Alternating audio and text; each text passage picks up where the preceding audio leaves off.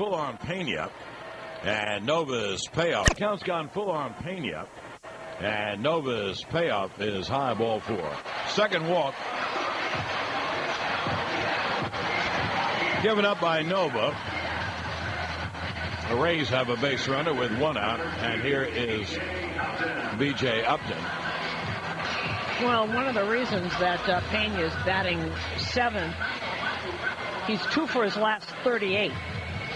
And that's he had a homer off of Brett Cecil against Toronto on August 30th. And since then, 2 for 38.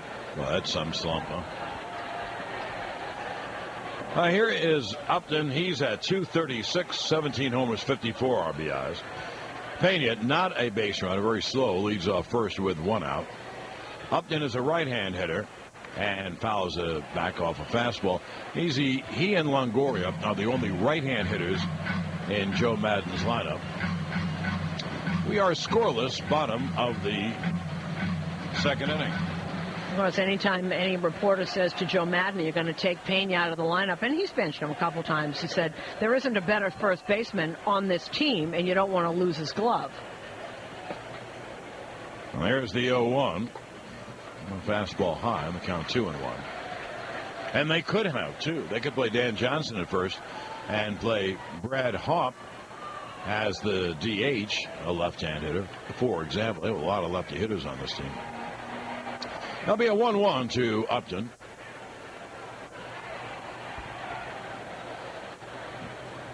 And the right-hander deals. A breaking ball is popped foul. First base shot out of play. And the count 1-2.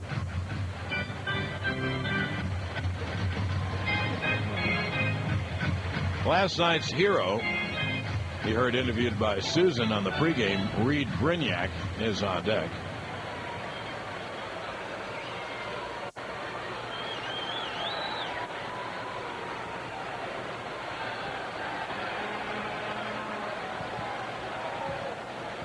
Now, Nova is set to be a 1-2. It's a ground ball to short.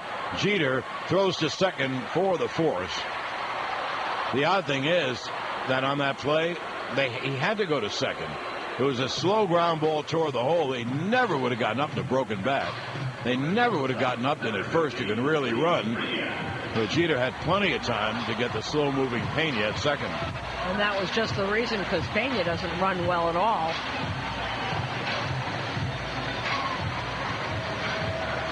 Well, TUE, here is Brignac. Hitting at 263, 7 homers and 40 RBIs. The last homer, and Ribby on his walk-off last night. Yeah, I saw the pitch a lot on the replays, obviously. Not a bad pitch. A change-up down and in. He dropped the bedhead on it and knocked it out of the ballpark. The pitch to Brignac is low on the count 1-0. And if you missed my pregame interview with Reed Brignac, one of the final things he said, I asked him how he felt when he was running around the bases, and he said, I just wanted to get to home plate and celebrate with my friends. His first walk-off as a major leaguer. He had a couple in the minor leagues, he said, but he said nothing feels like this. 1 on, 1 out. Is Upton going to run? Nova throws over and throws it away. Well, that's why you make people throw over. Upton will go all the way to third easily. So a runner at third with 2 out. More you make them throw, better chance you have of them throwing it away. And a lot of foul room here. That ball hit off the stands and bounced toward right field. So Upton easily went to third on the E1. And that's usually something that Teixeira can get, but Upton was sliding back in, and I think his arm got in the way there so that Teixeira could not get the ball where he wanted. But John's right. That's what happens when you just lob it over there. You just easily throw.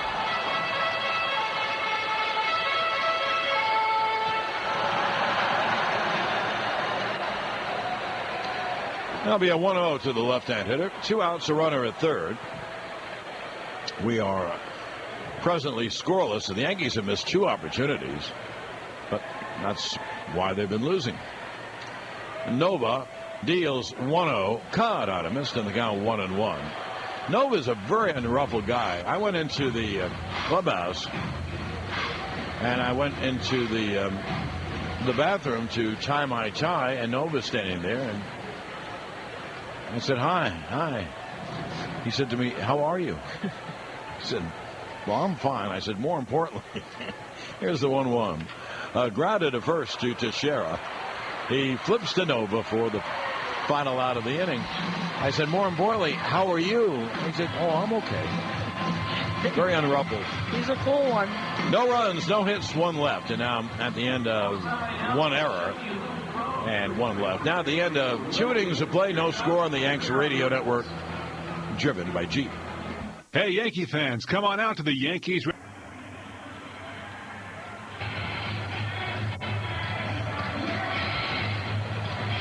Now we go to the top of the third, scoreless for the Yankees. Runs have been a little hard to come by. Actually, they've scored 1 run, and goodness knows how many innings. Derek Jeter, the leadoff hitter, will lead off the third. Derek grounded a second his first time. Last night's game won by Reed Brignac 1-0 in the 11th. Pitch inside. And on Sunday, now one thing has to be said, they were facing Lee and Price. And Sunday the Yankees scored 1 run on a ribby double by this fella Derek Jeter, and that's it. So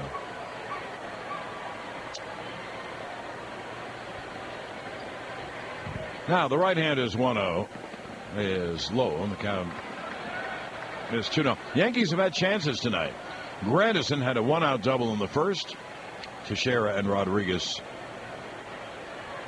couldn't come through with a hit. Cano and Berkman led off with singles last inning, but Kearns and Curtis struck out and Cervelli grounded out. And that pitch low on the count, 3-0. So Derek ahead on the count. Garza fell behind Teixeira 3-0, but came back to get him on a pop-up on 3-2. Now here he is 3-0 on Jeter. The Yankees would love an inning opening walk. And the 3-0 is low. Walked him on 4 straight. How do you like that? Well, it's time for the Subway Wake-Up Call Trivia Contest. Here is the question. Which former Yankee reliever holds the Rays record for innings pitched in a season? Call 1-877-987-WCBS. The first caller with the correct answer will win a $25 Subway card. And WCBS will announce the winner tomorrow morning between 6 and 9. I have no idea. Here's Curtis Granderson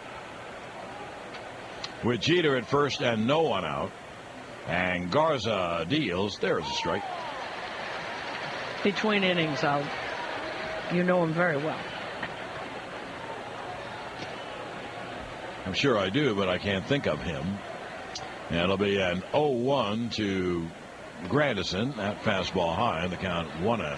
And this is something that Garza will do, is get a little wild. That's when he gets in trouble. He got in trouble against Boston when he, last time out, gave up 6 runs on 9 hits because he was behind in the count. The 1-1 swung on and hit in the air to right center and deep. Upton going back. It is over his head, going to the right center field wall. Jeter heads for third. They'll hold him there. The ball comes into the infield, but Jeter holds it third. So Granderson has hit 2 doubles back-to-back, one to left center and one to right center. Jeter had a hold because Upton normally catches everything. So he only could go to third. Now with the Yankees score, they have second and third and no one out. And their 3 best hitters coming up. So Jeter's safe at third, Granderson at second. Give your family the gift of a safe and secure financial future. New York Life Insurance Company, they're safe and secure, so you can be too. New York Life, the company you keep. And that ball went right off B.J. Upton's glove, right off the tip. He almost got it. He was a half a step, a quarter of a step from catching that ball. And that's why Jeter had to hold up. Now the infield shifts for Teixeira. 3 infielders on the right side. And the Yankees have second and third and no one out. And Garza deals, swung on and line to center field. That gets a run in. Upton makes the catch. Here comes Jeter. The throw goes to third. Jeter scores. It's a sac fly and an RBI for Teixeira. And the Yankees take a 1-0 lead. For Teixeira, his 101st RBI. And you should see that bench get up to meet Teixeira. Boy, it's been a long drought for this team. And he's going through a gauntlet in that clubhouse with high fives and fist pumps. Upton did a really smart thing. He caught the ball in mid-center, and he immediately turned and threw to third. You have Grandison at second who can really run. He kept the runner at second. That's good play. Here's A-Rod with one out. And the pitch is outside. That was a slider in the count 1-0. He throws both a curve and a slider. Now, the approach to Garza, when he misses a little bit, if he starts throwing balls, then you just let him throw it. You just hold on, because he'll try and throw the ball over the middle of the plate at some point. But you can wait him out. You can work the count on him when he's throwing like this. Well, the Yanks have a chance for a second run with a base hit from either Alex or Robbie Cano on deck. And the pitch is a wild pitch. It gets off the glove of Jaso, and on the third goes Grandison. Now a run can score and an out. I instinctively called it a wild pitch. That's not a wild pitch. That ball went off the glove of Jaso, and it hit the plate umpire, Ron Culpa. And the trainer for the Rays is out. And I think they're looking at Ron Culpa's knee. Oh, wrist. It hit him on the wrist. And he throws hard, so that is not, that will not be fun. And they're squeezing that wrist. It's the left wrist. Let's see if we see that again. Pitch comes in, and it's way inside, and the ball, because Jaso didn't catch it, hit the home plate umpire, Ron Culpa, on a little above the wrist, right on the forearm.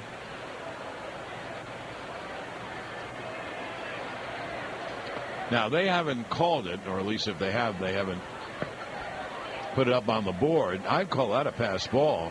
That has to be caught. It was inside, but it was, let's say belt high, and it just went off the edge of Jaso's glove, and then it hit Culpa, and the ball was redirected to the third base side of home plate.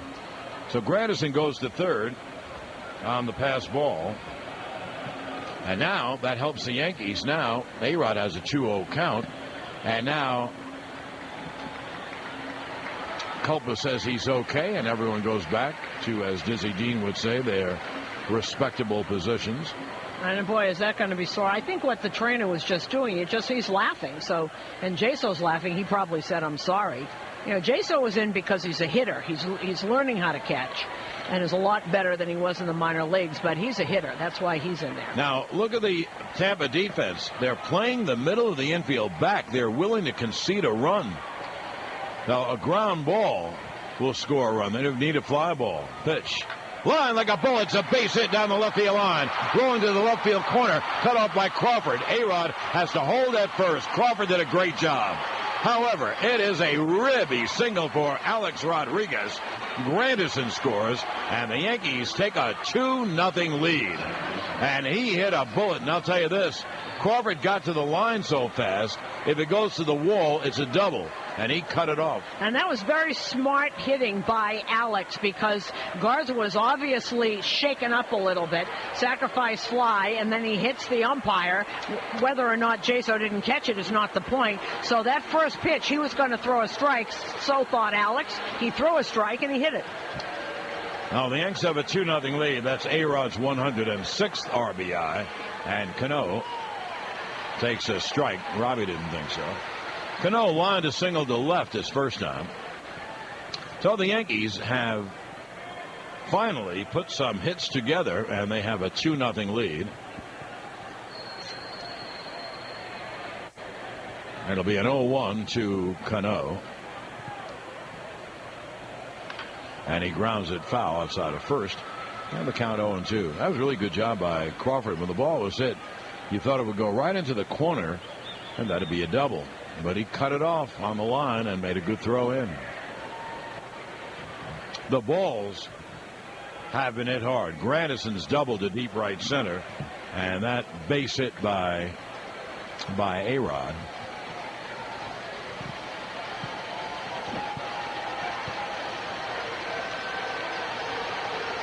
That'll be an 0-2.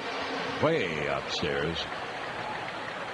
On the board, they called it a curve. Well, I don't know how they could tell it's a curve. It didn't break, but it was a curveball without any bite. Way upstairs, and the count 1-2.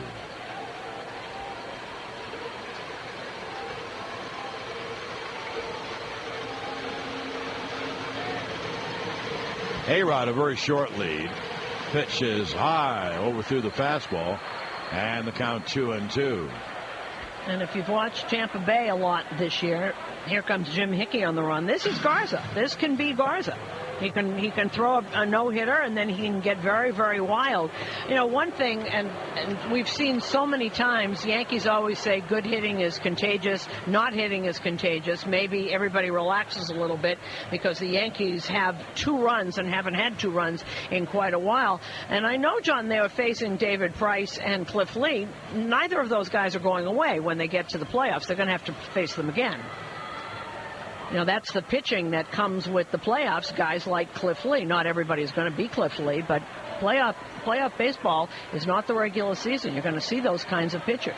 Yes, because the teams who get in there are good teams, and the good teams use only their best pitchers. So. There'll be a 2-2. Cano swings and foul tips at home plate to stay alive. Well, the count holds at 2-2. 2-0 Yankees. They finally get some big hits. A walk to Jeter, a double by Granderson, sac fly to Shera, RBI base hit by A-Rod, and the Yanks have 2. They haven't scored 2 runs in a while. Now the 2-2 is low, and the count 3-2. Now, Susan and I had a laugh. You can't believe the amount of scouts that are here. Cheek by jowl, they were in that press dining room. And every team has 2 or 3 guys. You know, some guys are scouting for the offseason. Others are scouting for the postseason. But there's so many scouts, my goodness. Well, Cano, who was down 0-2, now battles back to 3-2. The payoff is swung on. There it goes to deep right. It is high. It is far. It is gone. Robbie Cano just drove a bullet halfway up in the right field bleachers. Robbie Cano, don't you know? He hits a 2-run home run, and the Yankees have a 4-0 lead. It is the strangest thing. You could almost hear with Teixeira's sacrifice fly. You could see it. You could see the whole dugout come alive, and maybe, just maybe, everybody is relaxed a little bit because the tension in this clubhouse and on that bench was palpable. Of course, it has something to do with Matt Garza, but you really could feel it when Teixeira hit that sacrifice fly. I agree with that, and it does relax batters because they don't have to hit the 5-run home run. Cano's 27th home run, and he has 97 RBIs. He's 3 away. Here's Berkman. Up high fastball, 1-0. No doubt about that. I said midway. It was more than midway up in those bleachers. That was a long home run for Robbie. He's got a smile you could read by. And not a lot of smiling going on in that clubhouse the last week or so. The 1-0 half swing. Did he go? He did. And the count 1-1. Berkman singled to center his first time. Well, you see the Yankee bench on our monitor. One guy smiling after another. It's like the old 400-pound gorilla's been lifted. The 1-1. Caught on a miss. Good fastball away, and the count 1-2. I don't know how Nova's going to pitch, but he has a 4-0 lead, and they haven't given Nova a lot of runs. He's been pitching very tough games. Well, it's got to relax him a little bit anyway. I don't know that he needs it. He's one cool cucumber out there. He's something. There's the 1-2 to Berkman. Foul back, and the count holds at 1-2. So Cano 3 RBIs away from his first 100 RBI season. And any guy who is a slugger, a power hitter, wants to drive in 100 runs. Forget batting average or homers. You knock in 100 runs, you've had a heck of a year. There'll be a 1-2 to Berkman. There's 1 out, no one on. And the pitch, breaking ball, strike 3. Berkman knew it. fooled by the breaking ball, 2 away. Well, you don't know what's going to happen here, but John, how many batters and how many players have you known that have said the same thing they have to me when you go through a long slump and then they hit a home run or something? They'll all say, you know, I thought maybe I'd never get another hit. And so many people go through that, and this was a collective team. I don't think we'll ever score another run. Austin Kearns lines one down the right field arm, but it's going to tail foul into the Tampa Bay bullpen. On the count 0-1. Kearns struck out his first time. Well, I don't know if the Yanks will win the game. Right. Who knows how Nova's going to pitch. But, boy, that was a big 4 runs. It's very nice to have the lead every now and then. Here is the 0-1. Caught on it. Missed on a high fastball. The count 0-2. Yes, it is nice to have a lead every now and then. Kearns, of course, playing because both Gardner and Swisher are out. You know, normally Gardner would play left and Swisher would play right. And there's the 0-2. Fouled away. Gardner has a chance to play tomorrow. And as far as Swisher, I don't know. He got a shot today, and they hope that the inflammation will work itself out. You know, I talk like I really know what I'm talking about. Trust me, I don't know what I'm talking about. Well, he went and had another MRI, and they found the spot where he was hurt. The 0-2 is low. So he got a cortisone shot in that spot, and he was smiling today for the first time in a long time. And I said, how long will it take? And he said the doctor said that he will feel relief in 48 hours. There's the 1-2 to Kearns. The breaking ball is low. The count 2-2. Now, I think Swisher was just very worried because they went and the first MRI said it was in a general area. This machine and this doctor pinpointed the source. So then you could give the cortisone shot right into the source of the pain. And if it works, it'll work in 48 hours. The 2-2. Inside. Almost hit him. And the count 3-2. The Yankees have really lost tough games. The games in Texas and the game last night, I mean, 4 in a row. One's been tougher to take than the next. Also, last night they wasted. Here's the 3-2. Struck him out swinging, high fastball, out of the strike zone. They wasted a great pitching performance by Cece last night. But that's baseball. Well, the Yankees come up with 4 runs on 3 hits and no one left. And now, at the end of 2.5, it's 4-0 Yanks on the New York Yankees radio network, driven by Cadero taking on Charles Oliveira. And in the main event, one of the best middleweights in the world, Nate Marquardt, faces Brazilian Jiu-Jitsu black belt Josimar Pilares. Then, premiering at 10/9 Central, an all-new season of Spike's groundbreaking reality series, The Ultimate Fighter, coached by UFC welterweight champion George St. Pierre. It's my first experience being a coach. I'm very excited about it. And his bitter rival, Josh Koscheck. St. Pierre, you better be ready for this competition because your fake is going to get whipped. It all starts with UFC Fight Night Live at 8/7 Central, followed by the all-new Ultimate Fighter at 10/9 Central. It's all UFC all night this Wednesday, and it's only on Spike TV. Fans come out to the stadium on Monday, September 20th. The first 18,000 fans 21 and older receive a Frank Sinatra CD with selections from the Broadway show Come Fly With Me, courtesy of Patsy's Italian Restaurant.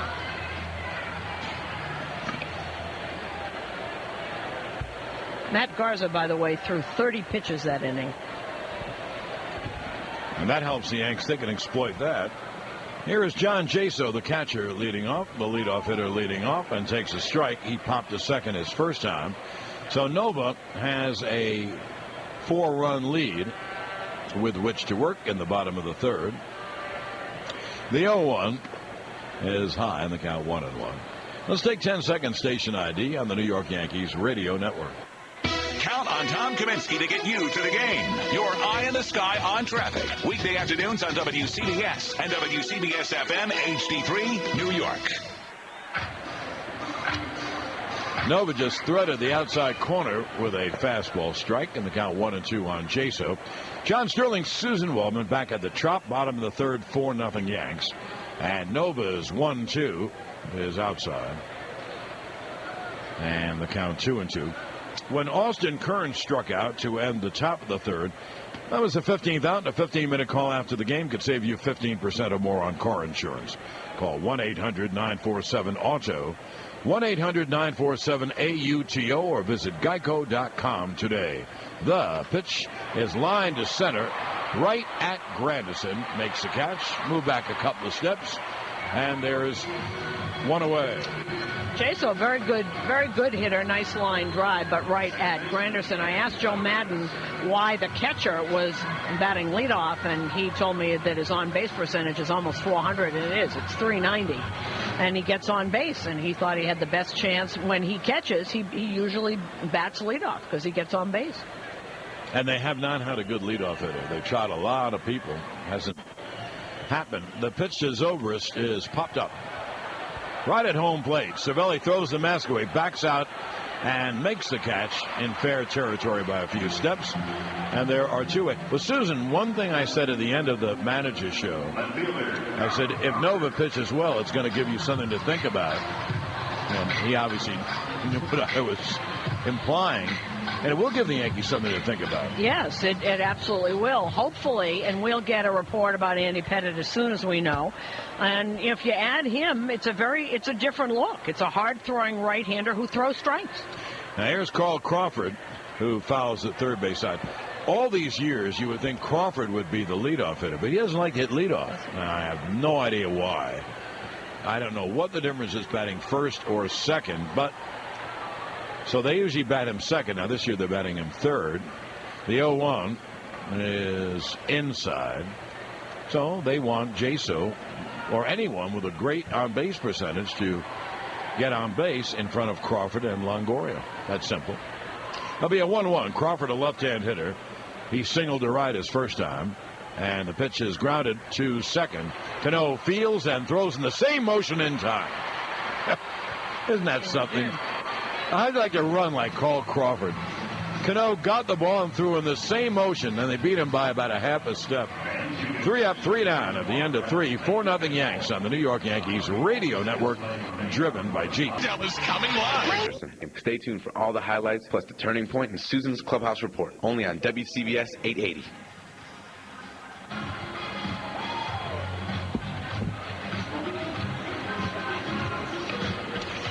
Oh, we go to the top of the fourth. Yanks have a 4-0 lead. It'll be Colin Curtis to lead it off, then Cervelli. They're 8 and 9, and then Derek Jeter, the top of the order. Yankees scored their 4 if you tuned in late last inning. Jeter walked Granderson, doubled him to third on a shot over Upton's head in deep right center. The pitch to Curtis is popped foul right back here over our heads. Now with second and third, Teixeira immediately hit a line drive to center for a sac fly to get one in. And then A-Rod singled down the left field line to get Granderson in. No, it was 2-0. And there's the 0-1 inside and high. And then Robbie Cano hit one out on a 3-2 pitch. Cano had been 0-2. Had battled back to 3-2. Got a fastball to his liking. Hit a 2-run home run. The Yanks have a 4-0 lead. And the 1-1 is low outside, 2-1. And Nova has been the same pitcher. Nice and easy through 3 innings, no runs on 1 hit. Now here's the 2-1. Strike on the outside. 92-mile-an-hour fastball. Garza has thrown 67 pitches as we play here in the top of the fourth. And 30 of them in that last inning. And the 2-2 swung on and hit in the air to left center and deep. Upton drifts back. He's there to make the catch. One away. Hey, John, I don't know if it's coincidence or not, but after the Yankees scored their 4 runs, Nova came out and got that inning in the top of the order in about 10 pitches. Yeah, he pitched easily.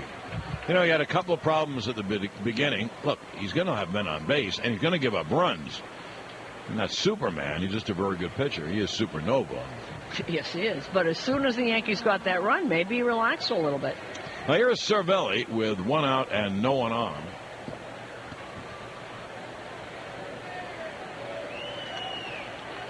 And the pitch to Cervelli, a fly ball to right. Drifting back is Joyce in front of the track. He makes the catch. And there are 2 away. That'll bring up Jeter, who's grounded out and walked. And the Yankees and Derek are both counting on a hot streak from him. And boy, do the Yanks need it. But anyway, he looks better at the plate and has hit the ball much harder in the last few games. And talking to Kevin Long this afternoon, and it's pretty much what we were talking about yesterday. If you can picture Derek when he sets up to hit, he moves his front foot to forward and to the side, almost diagonally. And Kevin Long now is having him hit it straight ahead. So take that step straight ahead. Fastball is inside and the count 1-0. Or not take a stride at all. Just stand there so that there's much less movement, a la what he did with Swisher and also with Berkman. There's the 1-0. Outside fastball, 2-0. Derek would take a step with his front foot diagonally toward the plate. So now when he takes a step, if he takes a step, it's straight towards the pitcher. But they're trying to see if they can get his stride so that he doesn't move it at all. There's the 2-0. Swung on, hit deep and foul down the right field line, out of play. And the count 2-1.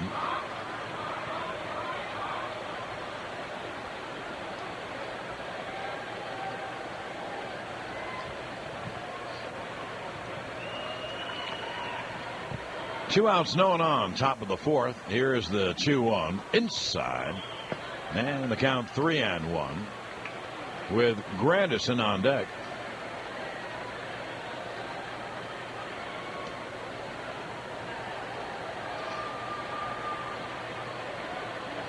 Now here is Garza's 3-1. Swung on and ripped to the alley and right center, base hit. It'll go all the way to the wall. Upton fields off the wall. Jeter holds at second with a double. And as we've mentioned, starting with the Cliff Lee game, he has started to hit the ball very hard, and especially that inside-out swing. He knocked in a run against Lee with a double like that. Anyway, there's a double. Jeter safe at second. Give your family a safe and secure financial future. The most selfless gift of all, New York Life Insurance Company has been protecting loved ones since 1845. New York Life, the company you keep. Granderson takes a breaking ball strike. Granderson has doubled to deep left center and doubled to deep right center. Now he is 2 for 2 with 2 long, hard doubles. There's the 0-1. Hit on the ground to second. Zobrist throws out Granderson to end the inning. No runs on 1 hit, 1 left. Now at the end of 3 1/2, 4-0 Yanks on the New York Yankees radio network, driven by Jeep. Buying and selling real estate. Nobody in the world sells more real estate than RE/MAX. Visit RE/MAX.com today. Your foreclosure and short sale experts.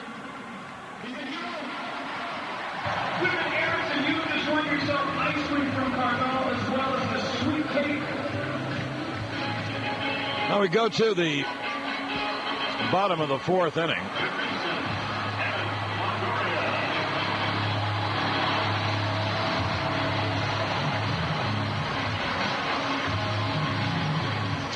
Bottom of the 4th inning is a very special inning. That's why it's greeted by so much celebratory noise.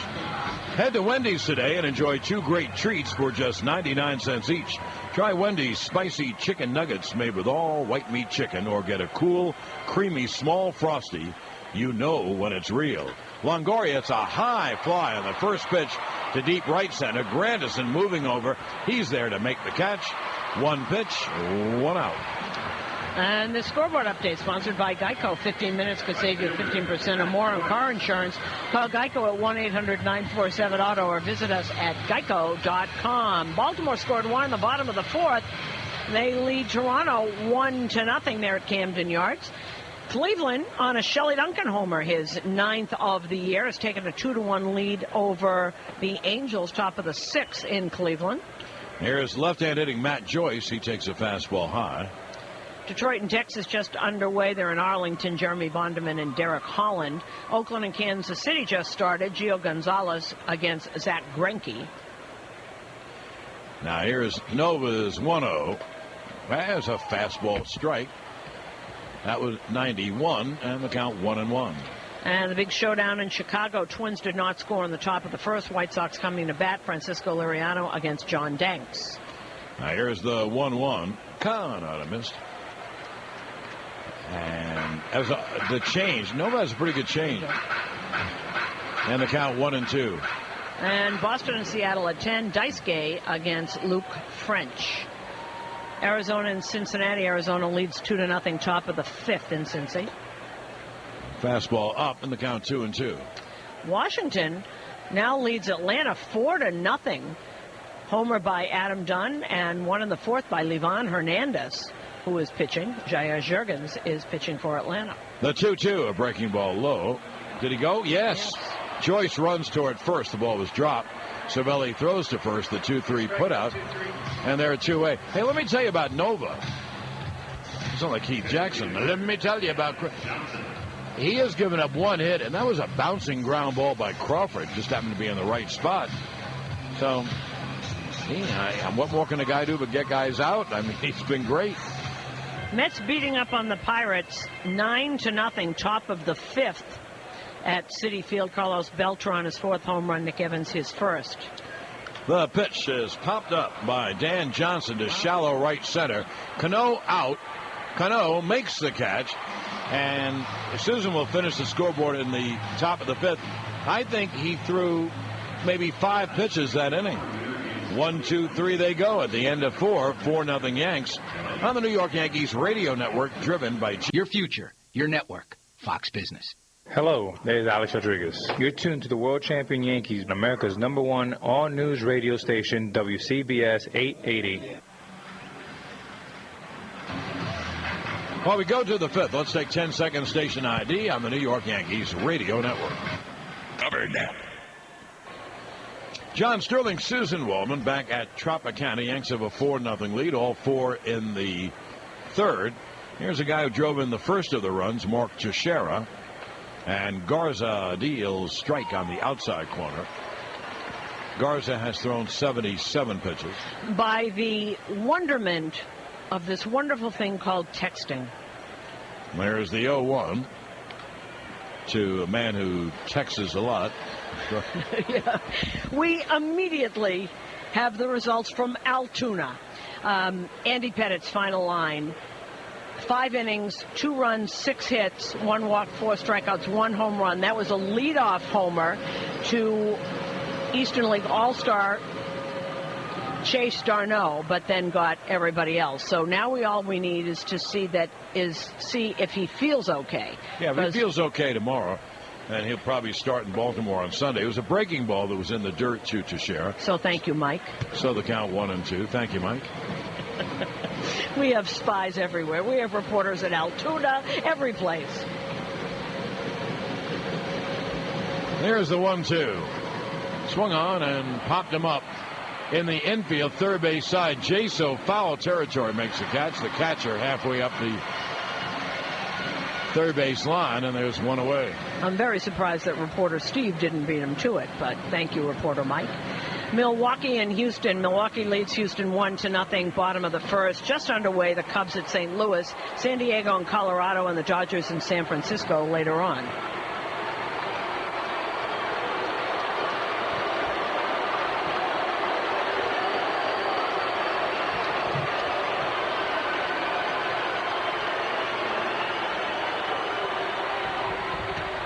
Now here's Alex Rodriguez. And the pitch inside. See, that was not artificial noise. They don't do that to pump up the visiting team, obviously. That was real noise from the crowd. A-Rod brings out the crowd. A-Rod has an RBI single in 2 trips. And Garza's 1-0. is a breaking ball outside, 2-0. The Yankee runs a walk to Jeter, a double by Grandison, second and third. Teixeira knocked in one with a sac fly. A-Rod knocked in the second run with a single, and then Cano hit a 2-run home run. The 2-0, caught on a miss, and the count 2-1. That's on that side of the ball. On the other side of the ball, Nova has, through 4, pitched a one-hit shutout. He's walked 2, and the one hit was a bouncing ground ball single. The 2-1. Inside, the count 3-1. Cano is the on-deck hitter.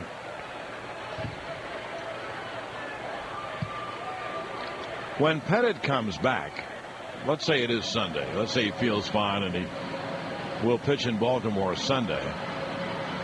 3-1, hit in the air to deep left center field, a mile high.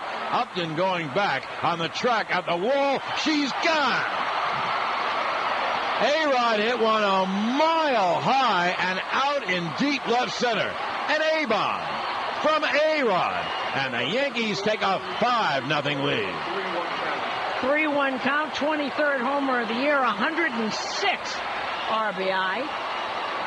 Let's see where this is. Fastball low, right where he likes it. On the inner part of the plate, low, right below the knees.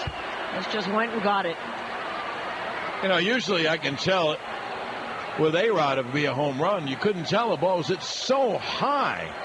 And it went in a few rows in deep left center. So A-Rod, that's, by the way, his 107th RBI. Cano takes low. He has 2 RBIs tonight. Help ensure your family's financial future is safe and secure. To contact your local New York Life Insurance Company agent, visit us at NewYorkLife.com. New York Life, the company you keep.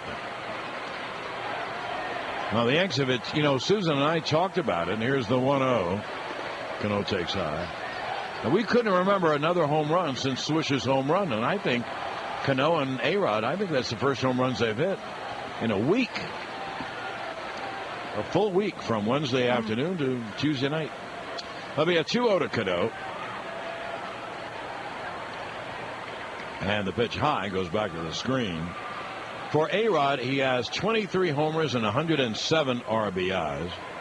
I'm sure he'd like to get 30 to continue that streak, and the Yankees hope he does. That means he'll hit 7 home runs in the final, 18 games. Meanwhile, Matt Garza is about to throw 90 pitches. He's at 88. He's not long for this game. We're in the 5th inning, so this is going to be a bullpen night. And as I say that, they're starting to get up. Pitch is high, a fastball. And, as you were saying that, I saw people, shifting moving around on the bench, yes.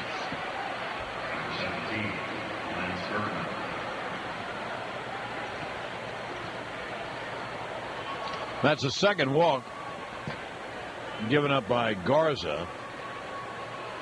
30 homers and 100 RBIs. A-Rod, 13 seasons, and no one else has 13. 3 have 12. Jimmy Fox and Babe Ruth are 2 of them. Pretty good company, huh? Now here's Berkman. The pitch is low. If you agree with the philosophy that home run hitters hit him in bunches, then A-Rod has a chance. It's a slim chance, but you never know. Berkman has singled and struck out. It'll be a 1-0 to Lance. Cano at first. And the pitch high, lays off high, and the count 2-0. A lefty is up in the Tampa bullpen. Well, that is a rookie, and this is his first major league call-up, and he got here today, and his name is Jake McGee.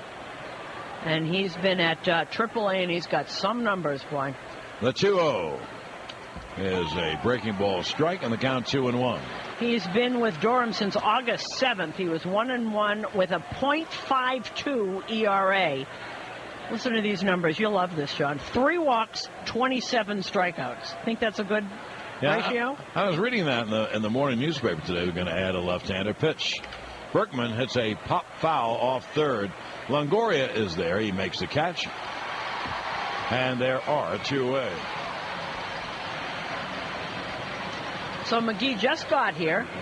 And you know what? That's kind of a smart thing. They're down 5-0, and they want to see what they got, whether they can use him in tight games. So he will be the next pitcher in. Are you looking for senior living? Consider Riverwalk at the Hebrew home in Riverdale. I've been there. It's terrific. As I mentioned all the time, like a college campus. I've seen the apartments. They're fabulous.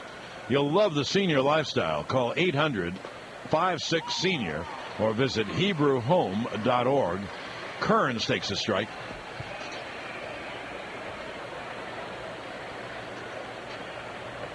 It'll be an 0-1 to Austin. And the pitch is low. Kearns has struck out twice against Garza. But as I told you before, Swisher was 6 for 13 with 3 homers off Garza. So the Yankees hated not being able to play him. He's got a bum leg. And Gardner a bum wrist. It'll be a 1-1 to Kearns.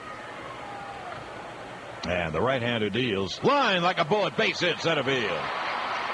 Cano round second. He holds on. Well, the Yankees have 2 on and 2 out. And here's the rookie lefty hitting outfielder, Colin Curtis. Let me duck this in because I forgot to do it at the top of the inning. New York Yankees baseball, as we play here in the top of the 5th, is brought to you by the...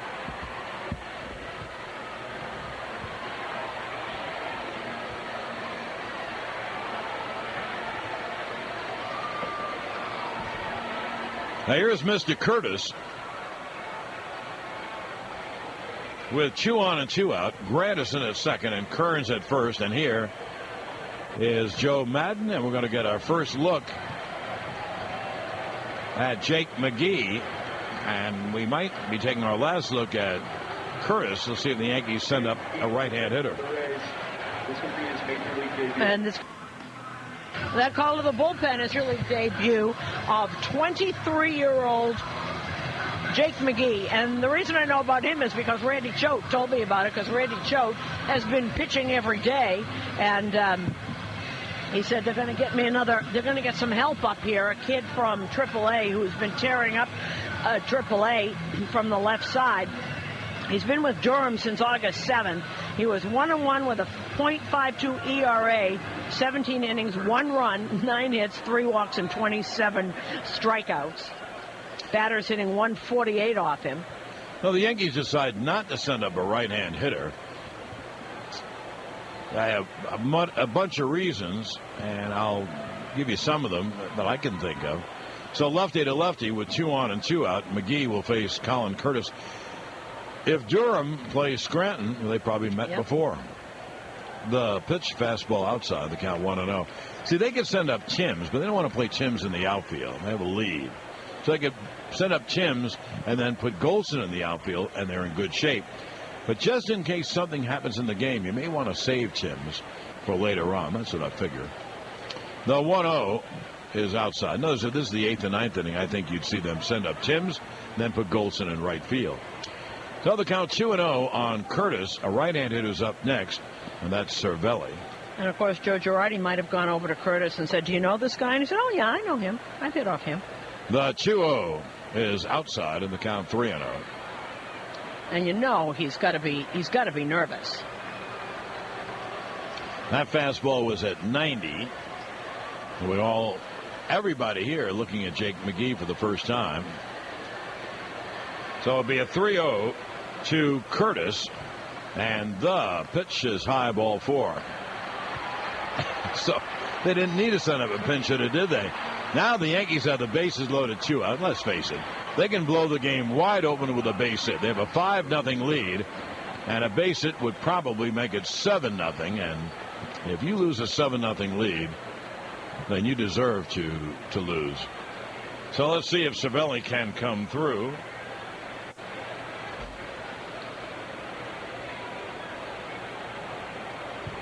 With the bases loaded and 2 men out, 5-0 Yanks, top of the 5th. Cervelli 0 for 2 on the night, and the left-hander deals outside 1-0. If I'm Cervelli, as Jim Hickey runs to the mound, I'm taking a couple of pitches. Unless, you can zone a pitch. You can say if it's here in my power slot, I'll swing. If not, let it go by. He's going 5 straight out of the strike zone. Cano's at third, Kearns at second, and Curtis at first. I was telling Susan I read about McGee and his eye-popping numbers. And I wonder why they didn't call him up September 1st. This is September 14th. I mean, it just dawned on them they needed another lefty. And so here is McGee, and his first 5 pitches been out of the strike zone. When you have a pitcher who compiles those numbers, you figure he would be one of the first of the call-ups, especially a lefty reliever. Look how much the Yankees need another lefty reliever.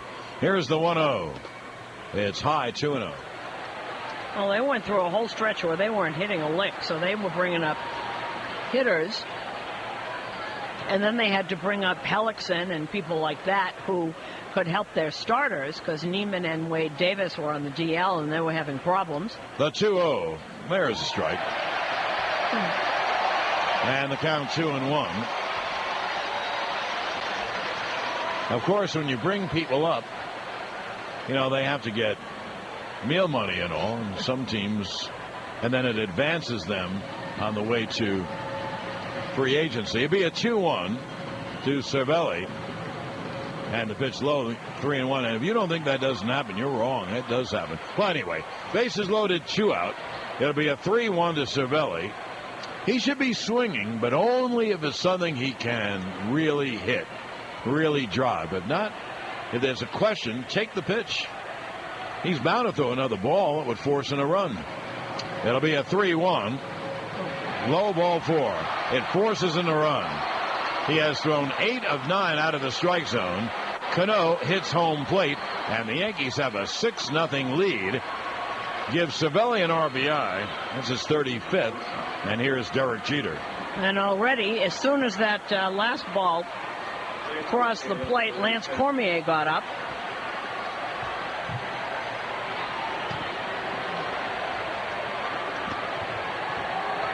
So now the Yankees have Kearns at third, Curtis at second, and Cervelli at first. Here's Derek Jeter.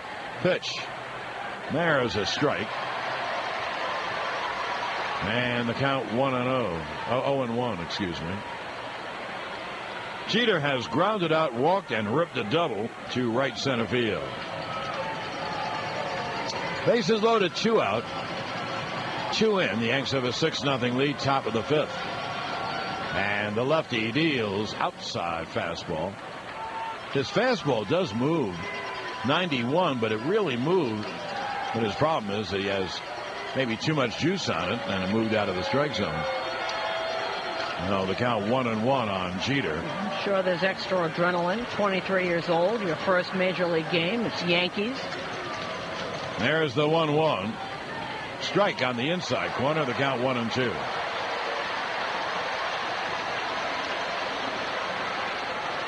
He does have an awful lot of movement on that fastball. That one started at the outer edge of the plate and diagonally went in towards Jeter. Jeter, the 8th batter to bat in the inning, although only 2 runs have scored. It'll be a 1-2 from McGee. And he swings and misses strike 3. I don't think McGee knew what was going on. He struck him out, and he was holding the glove up for the next ball. He didn't know the end of the inning. So the Yankees get 2 runs on 2 hits and leave 3 at the end of 4.5. 6-0 Yanks on the New York Yankees radio network, driven by Jig. Exhilarating, intelligent, yours. The all-new 9.5 luxury sports sedan. Test drive one today. Well, it's the 5th inning, the Daily News 5th. That's sponsored by the Daily News, New York's hometown newspaper. And we're joined in the booth by Mark Feinsand of the Daily News.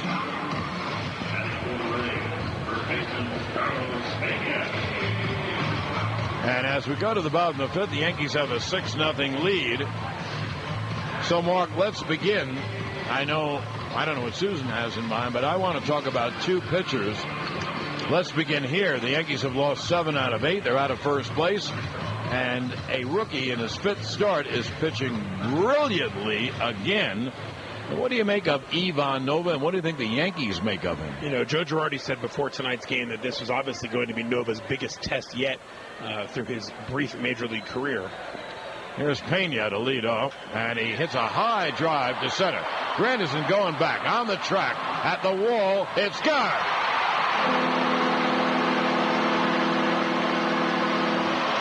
He hit it to dead center. Just a step or two to the right of the 404 sign. So a long home run for Pena, and Tampa Bay is on the board. Pena's 27th homer, his 80th RBI, and the Yankee lead is 6-1. And that's why they don't take Carlos Pena out of the lineup ever, because if you make a mistake, that's what happens over the 400-foot sign. Now Jeremy Hellickson, another youngster, the right-handed youngster who was up before, is up in the Rays pen. Well, here's B.J. Upton. So anyway, you're talking about Nova, and as Nova deals, Upton takes a strike. You know, it's very impressive to see what he's done tonight. Right now, 1 run, 2 hits. We're in the 5th inning, and like you said, they've lost 7 of 8 coming into this game. That's a lot for putting a youngster, on his shoulders. The 0-1 hit on the ground, fair over third. It's a base hit to left. Kearns fields. Upton goes to second. The throw is not in time. So Upton doubles. So that's how the 5th inning begins. A homer and a double. Lucky the Yankees scored those runs. And here is a left-hand hitter, Reed Brignac. Thus far, no motion in the Yankee bullpen. You know, if there's been any question about who was going to be taken out of the rotation when Andy Pettitte comes back this weekend, this was a big start for Nova on several fronts. And I think the effort he's put out there tonight, combined with the recent struggle Javier Vazquez had, that answers that, I think. You'll see Vazquez out of the rotation when Pettitte comes back on Sunday. Well, let's see how Nova pitches through this. Solo home runs when you have a 6-0 lead, they're accepted. That's okay. And then Upton grounded a double past third. And here is Brignac. And Nova deals a strike. I mean, you can't say to the kid, go out and pitch a shutout. He's pitching great. Let's see how he pitches through this. You know what? You got to like, and Jeter's going out to talk to him. You see that first pitch, he started him off with a curveball for a strike. Nothing seems to bother him. You are going to give up hits and runs. And despite the fact that he's got a fastball in the high 90s, the curveball is something he's very confident in. That's the pitch that we heard about before he came up, and I think it's gotten better throughout each start. He has a pretty good change, too. The pitch to Brignac, the 0-1, fouled off. That was a fastball late on it, and the count 0-2. Anyway, what do you think they do with Nova if he keeps pitching this way? Well, obviously he'd stay in the rotation the rest of the season. The big question is going to be, when you get to October, who are the 4 starters going to be? Assuming Pettitte's healthy, obviously Sabathia and Pettitte are 2 of them. Are Hughes and Burnett the other 2, or does Nova make his way into the rotation and knock one of those 2 guys out of there? Well, I guess it depends how Hughes and A.J. pitch between here and the end of the year. I can't imagine him knocking him out, but it's a good point. Here is the 0-2 to Brignac. And the pitch outside, and the count 1-2. Mark, does it have to do with who's got the hot hand now, or is who is playoff tested or has playoff experience? Well, I think it's a little bit of both, Susan, and that's where, A.J. Burnett, I just find it hard to believe. We've talked about it. Unless he goes into one of those slides where he's giving up 8 runs a game the rest of the way, I can't see him not getting a start in October. Now it'll be a 1-2 to the left-hand hitting Brignac. Upton off second pitch. Struck him out swinging breaking ball. Second strikeout for Nova. And now to the top of the order, and the lefty hitting catcher, John Jaso. Phil Hughes, on the other hand, has no experience in terms of starting games in the postseason. So although he did serve in the relief role last year during the World Series run, he didn't pitch particularly well in October either. And I talked to Phil about that today. He said he remembers that, and he doesn't want to go into October with that same feeling. These next 3 starts, including tomorrow night's, are very important for him to get on a roll heading into the playoffs. Nova steps off for a moment. Jaso has popped to second and fly to center. Okay, now he hasn't pitched in quite a while, right? Except for that 1 inning that they had him, and we've seen the results when he isn't on regular rest.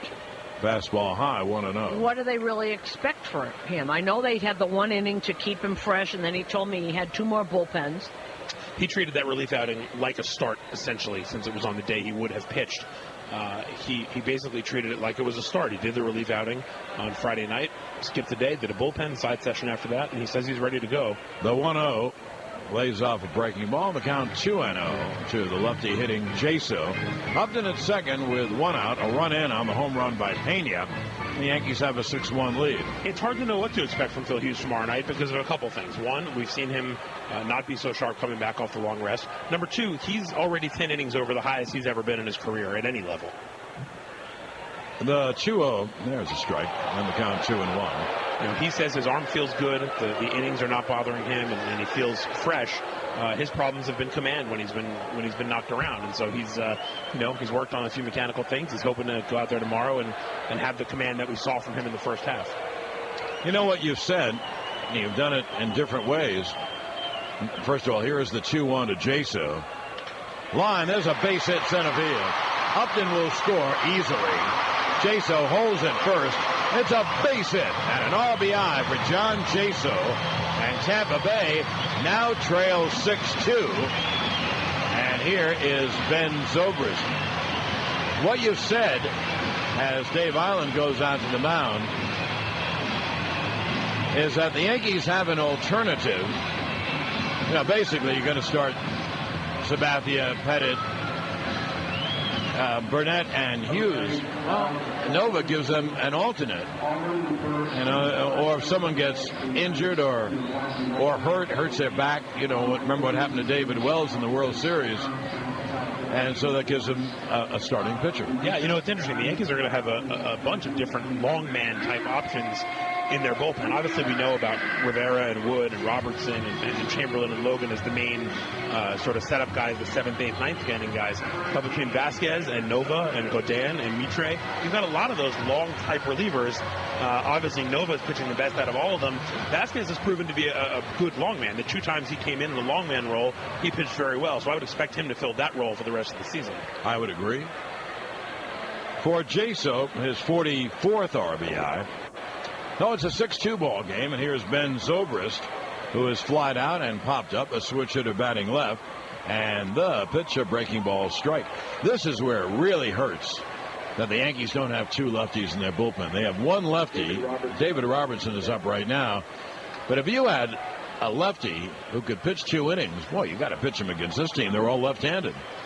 But they don't have that. They have only 1 lefty, and they got to save him for the right situation. That'll be an 0-1 to Zobrist. And the pitch high. Okay, what did you think about? You've heard about the results of Pettit. What did you think about it? Well, definitely a good sign. He came through 5 innings at AA without any problems with the groin.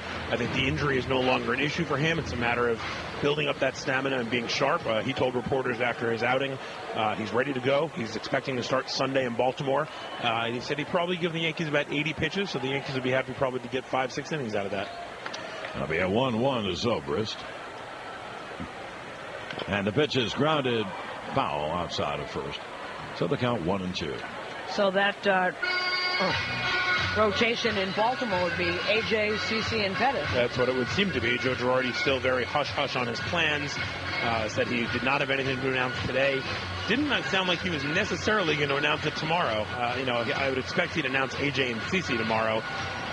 But he said he wants to wait until Andy comes through his bullpen session on Thursday before making anything official with him. Right. Well, now Boone Logan is starting to throw. There's the 1-2 to Zobrist. Ground ball to the mound, and Nova goes to first. The runner, Jaso, goes to second.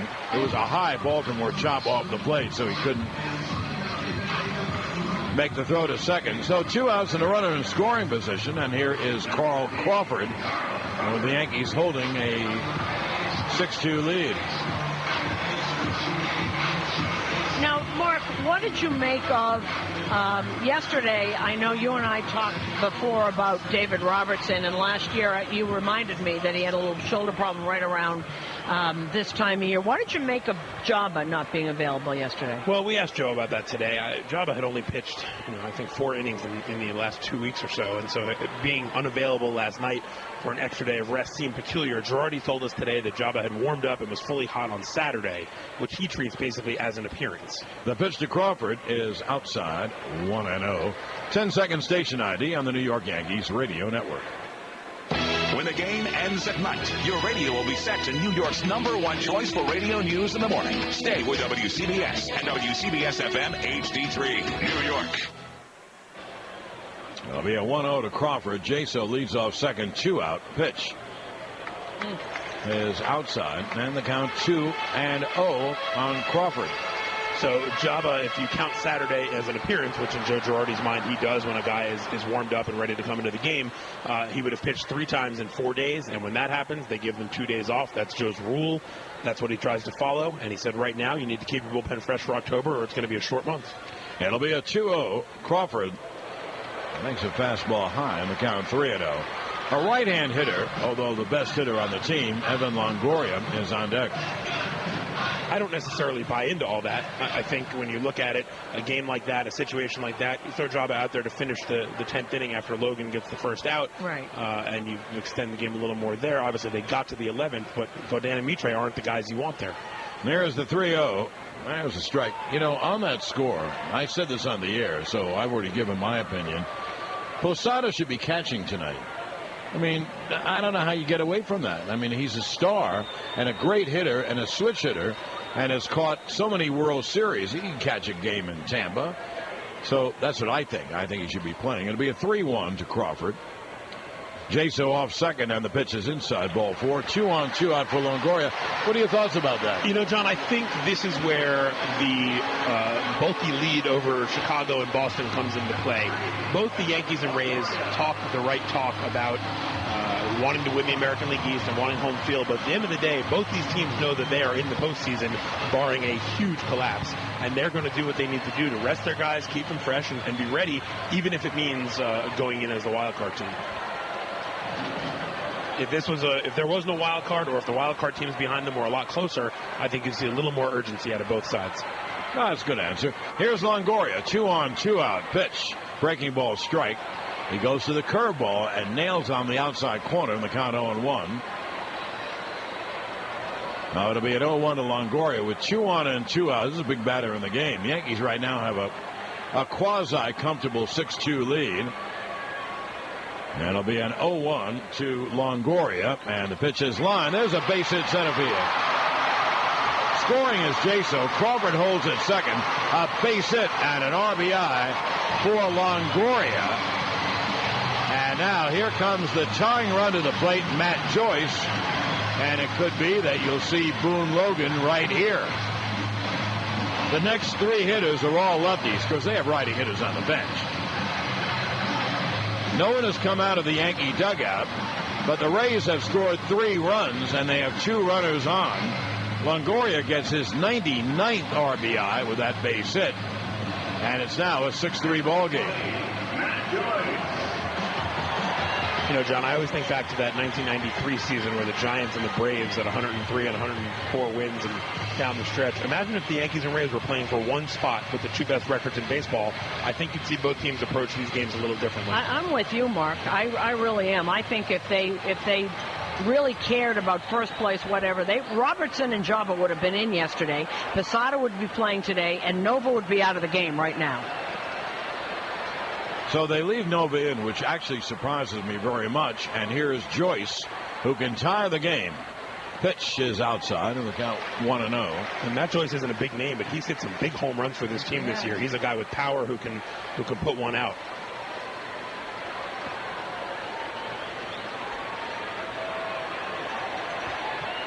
Well, the Yankees may want to see how Nova pitches out of trouble. Here's the 1-0. Swung on, a line drive to left. Hearns running in, can't get it. It's a base hit and a run. As Crawford scores, Longoria holds at second.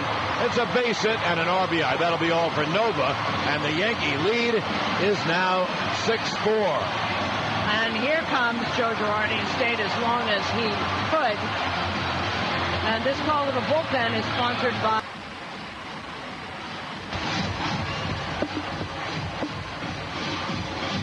Well, the new pitcher is the one lefty in the pen, and that is Boone Logan.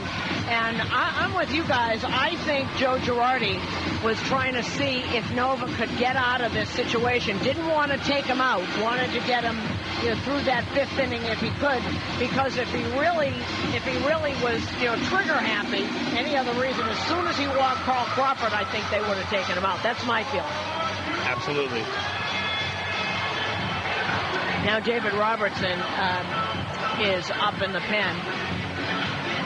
And you do need to see how a young pitcher handles adversity. And now we saw he couldn't get through it. He couldn't get that, couldn't get that out. Couldn't get that final out. You want to give it to him. You want to try. David Robertson back up in the Yankees pen. Nova also hasn't pitched considerably deep in any of these games. He's been a 5-inning guy for the most part. Right. And, given that these aren't playoff games, I'm not sure they would want to hand him the ball in a playoff game with that kind of pressure on his back and, knowing that he hasn't had a history of going deep into these games. Nova threw 74 pitches. We threw 74 pitches 7-4 in 4 2/3 innings.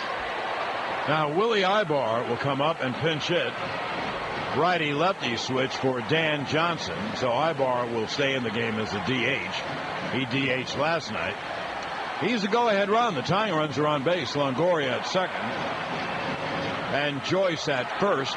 The Yankee lead 1-6-0 and 6-4, and Ibar takes outside. And the count 1-0. A nightmare of an inning for the Yanks. This is the 9th batter to bat. Yankees came in with a 6-0 lead. It's now 6-4, and there are 2 on and 2 out. Ibar, a switch hitter, batting right. And the pitch is a strike, and the count 1-1. The tying runs are on at second and first. Longoria at second. And Joyce at first. And it'll be a 1-1 to Ibar. We'll give you the lines on Nova and Garza in the next inning. There's a backdoor breaking ball strike. And the count 1-2. Boone Logan, as you know, Mark, has been great. It's too bad you can't clone him. They need another lefty reliever. That's true. Although, remember, they did go through the postseason last year with Marte as their only guy. So, if you're getting 6 or 7 innings out of your starters, it's not as bad of a thing to only have the one guy. It's when you have to bring him into the 5th that it really shows up. And this is the 5th inning. Here's the 1-2. Swung on, hit in the air to left and deep. It is high. It is far. It is gone. It's a 3-run home run for Willie Ibar. And the Rays take the lead. They've scored 7 runs in the 5th inning and have a 7-6 lead. That fastball on a 1-2 count. He tried to get it by him, but Willie Ibar loves that pitch down and in on him, and he just smacked it. There was no doubt about that. We'll see it again. It was low and on the middle of the plate, and Ibar knew it. Ibar, as we said last year, was very valuable for this club, and they have come all the way back and more. 7 runs in the bottom of the 5th. Again, that 4-6 for Ibar, coming on a 1-2 count. Carlos Pena, who began the inning with a home run, swings and misses. What a nightmare, huh? Well, when you're losing, you lose all kinds of games. You lose them close, 1-0 last night. Now the Yankees are down 7-6 as the Rays have scored 7 runs in the inning. Here's the 0-1. Caught on and missed. And the count 0-2. And they just showed a shot of David Price in the dugout, jumping up and down and pumping his fist. He must be thinking, where was this last night? All I needed was 1.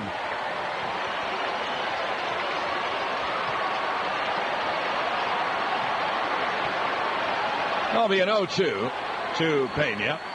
The pitch, fastball high, and the count 1-2. Mark, what you think about this. When you're going badly, all kinds of things happen. If he had taken out Nova early, we would have said to him, why didn't you let the kid try and get through it? So he tried to let the kid get through it, and it backfired on him. September 28, 2009 versus Baltimore. Now the 1-2. He struck him out swinging to end the inning. I thank you, Mark. Thank you. In the inning, 7 runs. On runs, 6 hits, and no one left. And now the end of 5 innings of play. It's 7-6 Tampa on the Yanks radio network, driven by Jeep. And stitch leather on the steering wheel. When we need to get there. Listen for traffic and weather together every day on WCBS. This game is brought to you by a Tri-State Ford dealer. In the roomier, more luxurious and more powerful Ford Explorer. Ford, drive one home today. Well, Joe Madden has left Jake McGee in, the young lefty making his major league debut. Yeah, probably for one batter, though. A left-hand hitter, Grandison, is up. And after that, Teixeira and A-Rod. So there is a right-hander warming in the Tampa Bay bullpen. And here is Grandison to lead off the 6th. It's 7-6 Tampa Bay with a great 7-run rally that featured the 3-run pinch-hit home run by Willie Ibar. Grandison takes a fastball high. McGee came in and walked Curtis, walked Cervelli to force in the run, and then struck out Jeter. We'll give you the pitching lines. The 1-0 is high. That was a breaking ball without any bite. Garza went 4 2/3, 6 runs, 9 hits, 4 strikeouts, and 2 walks. And McGee's 2-0 outside. He's not close. 3-0. Nova went 4 2/3, 6 runs, 6 hits, 2 strikeouts, 3 walks. Well, we have to wait to the end of the game to find out how it will turn out. But right now, the losing pitcher is Boone Logan, because he gave up the 7th run. He gave up the home run to Ibar. So it'll be a 3-0 to Grandison. And the pitch is high, ball 4. He's not close. He's never close on all of his pitches. And here comes Joe Madden with a slow walk, and he'll go to his bullpen. He wanted him to pitch to the lefty. It just didn't work out. And Madden has pointed to the bullpen. This pitching change is sponsored by your Tri-State Ford dealers.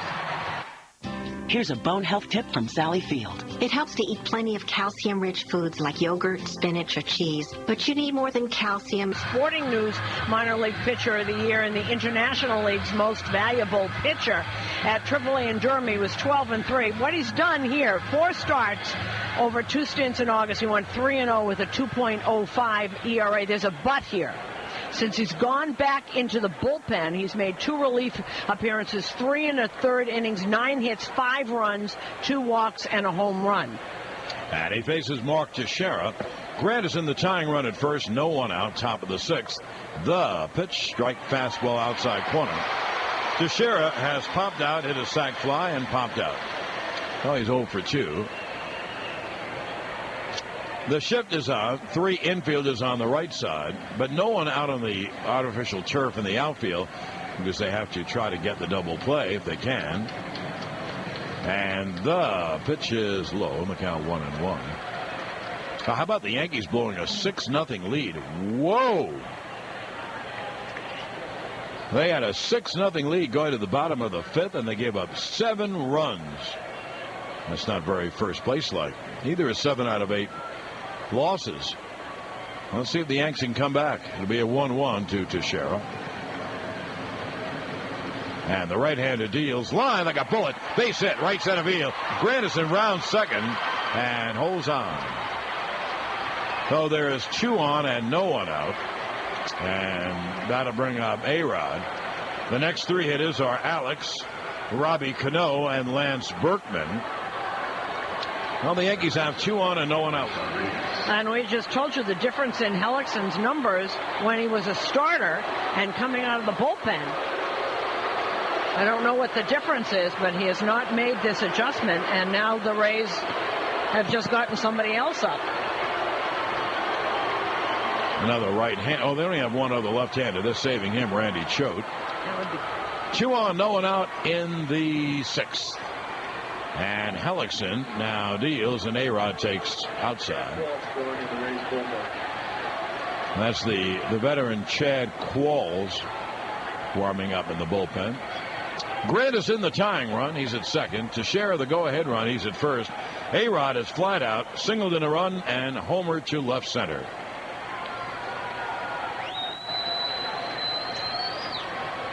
And the right-hander deals, breaking ball low, in the count 2-0. You know, he falls behind 2-0 on A-Rod. Isn't that amazing about baseball? Last night, 1-0 in 11 innings. But the reason is because they changed pitchers. It'll be a 2-0 to A-Rod. The pitch. Got on and missed on another breaking ball. He pulled off that breaking ball. It went down and away. And A-Rod was way out in front. So the count 2-1.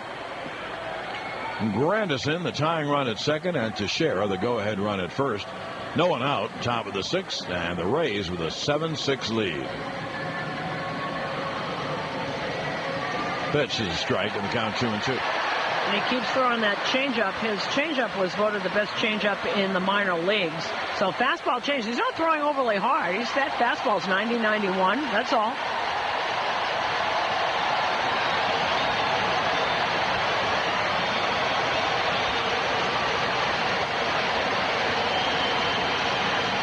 Now Hellickson at the belt. It'll be a 2-2 to Alex.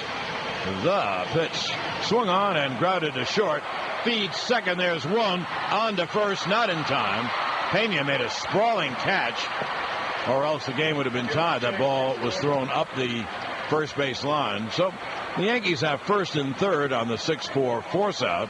And that'll bring up Robbie Cano. And the Yankees are within a fly ball of tying the game.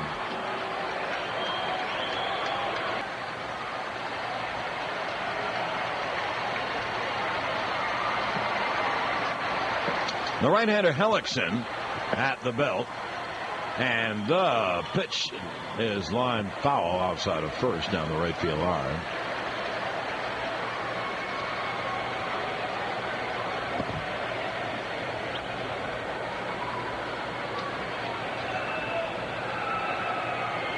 Robbie's home run was a two-run home run. He has 97 RBIs. Let's see if he can get 98. 98 would tie the game. The Rays, playing the infield back like they should in double play depth. Brignac at short and Zobrist at second. They both shade Cano up the middle. And there's the 0-1. Low outside and the count 1-1.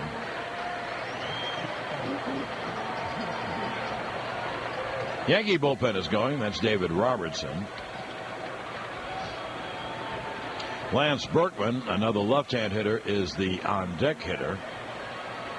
But now the battle is Hellickson and Cano, with Grandison at third and A-Rod at first and one out on the inning. And the pitch low outside. And the count 2-1. Fans come out to the stadium on Wednesday, September 22nd, when the Yanks take on the Rays. The first 18,000 fans in attendance will receive a Yankees knit cap, courtesy of Starter.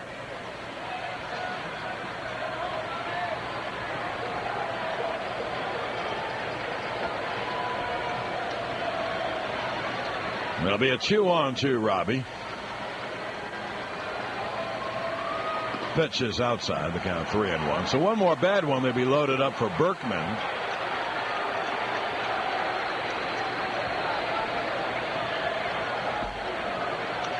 Tampa with a 7-6 lead. We're in the top of the sixth after the Yankees blew a 6-0 lead in the bottom of the fifth. Pena began it with a home run, and Ibar finished it with a 3-run home run. For 4 of the 7. In between, they scored 3 other runs, obviously. Now here's going to be a 3-1 to Cano. The pitch line like a bullet, base hit down the right field line. Rolling to the right field corner, extra base hit. Scoring is Grandison. On his way to third is A-Rod. And the runners will hold at second and third. It's a ribby double down the right field line for Robbie Cano. A ribby for Robbie. And the Yankees tie the game at 7. The 98th RBI of the year for Cano. He went down and got a fastball, low fastball, which he loves, and he smacked it. He actually broke his bat. And the conundrum continues for the Rays about Jeremy Hellickson, who was unhittable as a starter and very hittable as a reliever. Same guy. Now the infield comes up. So a base hit would bring in 2. And when you bring the infield up, well, they're going to walk Berkman. I don't blame him. He's a left-hand hitter. And the Yankees have Kearns. Problem with the Yankees is with Gardner and Swisher, in dry dock, and the Yankees really don't have any depth. They don't have any outfield depth anyway. In other words, you're going to almost have to send up Kearns. So they walk Berkman and load the bases on the intentional walk. Nova never was on record to take the loss. That would have been in Logan. Anyway, Garza and Nova are removed from consideration, and here comes Joe Madden, and they will go to the bullpen again. And this call to the bullpen is sponsored by AMCO Transmissions, plus a whole lot more.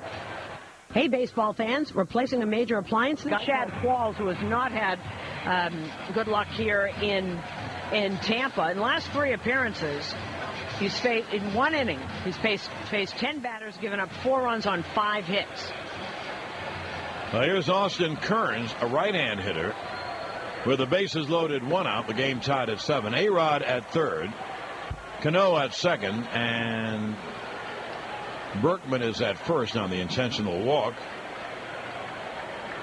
Infield is back looking for 2. Kearns is 1 for 3 on the night, and the pitch strike. And I looked up on our matchup sheet. Kearns, all those years in the National League, and this year I know he's with Cleveland, but he spent his career with Cincinnati and Washington, and Qualls with Houston. They've only faced each other 3 times. He's 1 for 3, which means, nothing. The 0-1 is strike, and the count 0-2. Qualls used to throw very hard with a very violent delivery. That was 92-mile-an-hour fastball.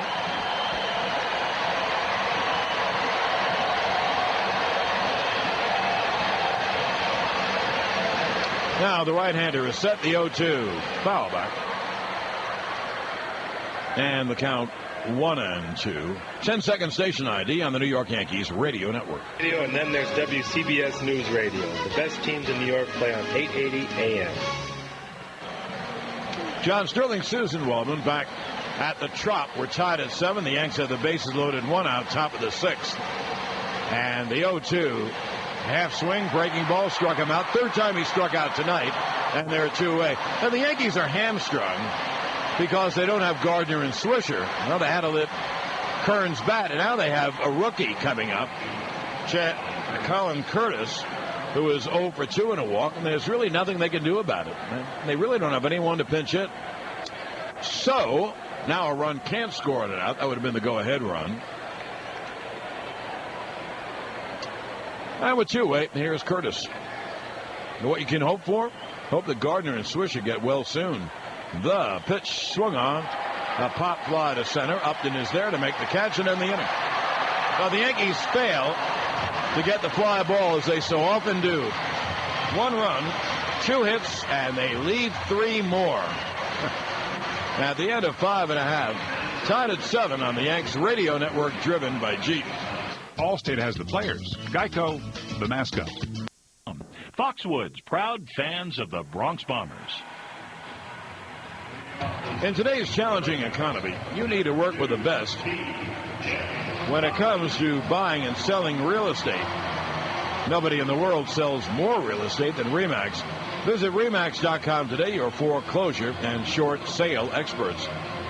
Well, it's not easy for the Yanks. They've lost 7 out of 8. And tonight they blew a 6-0 lead in the 5th. Wow! They gave up 7 runs in the inning. And then they battled back, got a run in, had the bases loaded, 1 out, and didn't score the run. They can't get a fly ball with the runner at third and less than 2 out. It's really been hampering them in almost every one of their losses.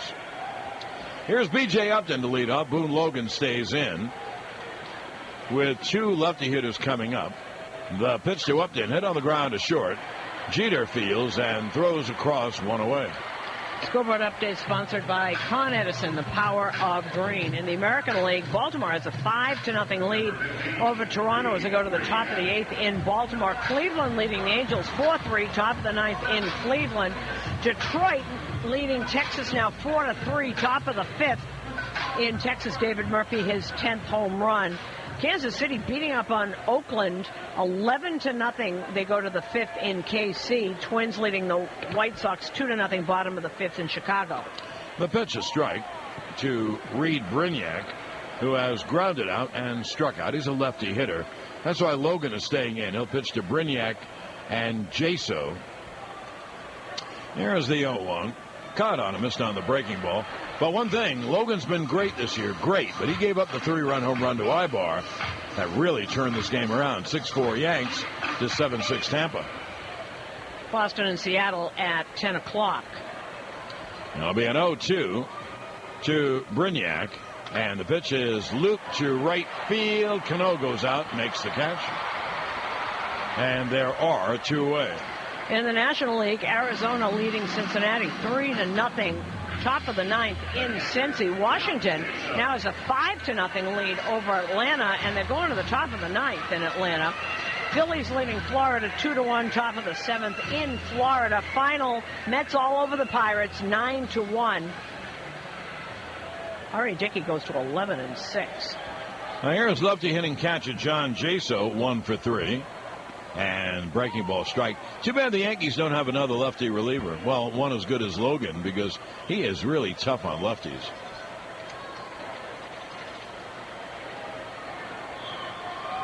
And the 0-1, fastball inside, 1-1.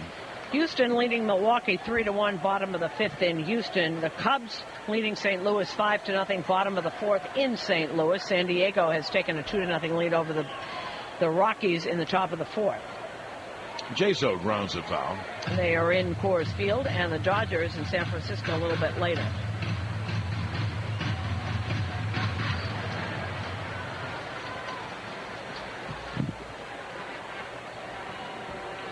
Here we're tied at 7 with 2 outs in the bottom of the 6th. It'll be a 1-2 to Jaso.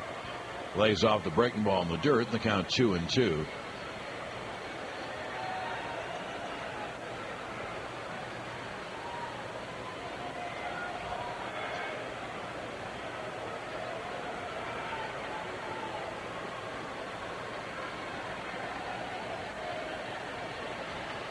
Now the left-hander's 2-2. Breaking ball struck him out swinging. Great inning for Logan. He's really tough on lefties. 1, 2, 3 go the Rays at the end of 6. Tied at 7 on the Yanks radio network, driven by Jeep. For this good won't last. Don't miss out. Do get to your Hyundai dealer. 22 city, 35 highway. EPA estimates. Comparison only. Actual mileage may vary. For leasing. Game live or on demand in your computer. Visit Yankees.com to order and get more details. MLB.TV, baseball everywhere.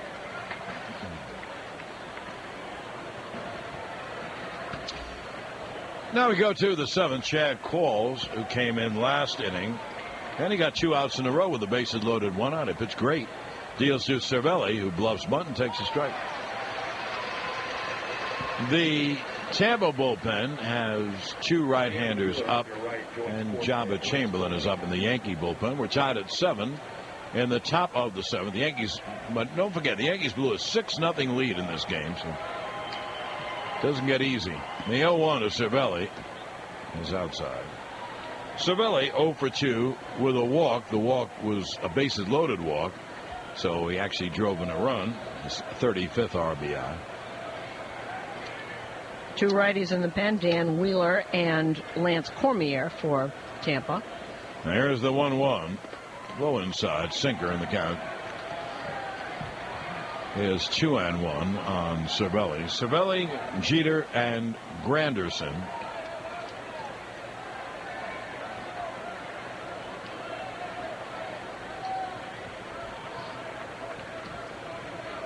Now the right-hander is set, the 2-1. Outside, and count 3-1.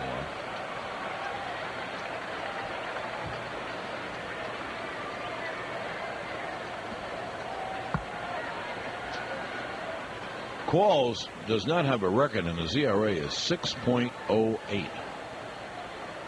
Here's the 3-1. There's a strike, and the count 3-2.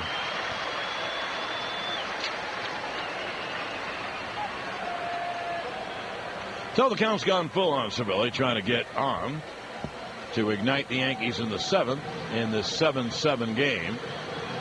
It'll be a payout pitch from the right-hander. Hit hard on the ground to third. Longoria fields, throws across, 1 away.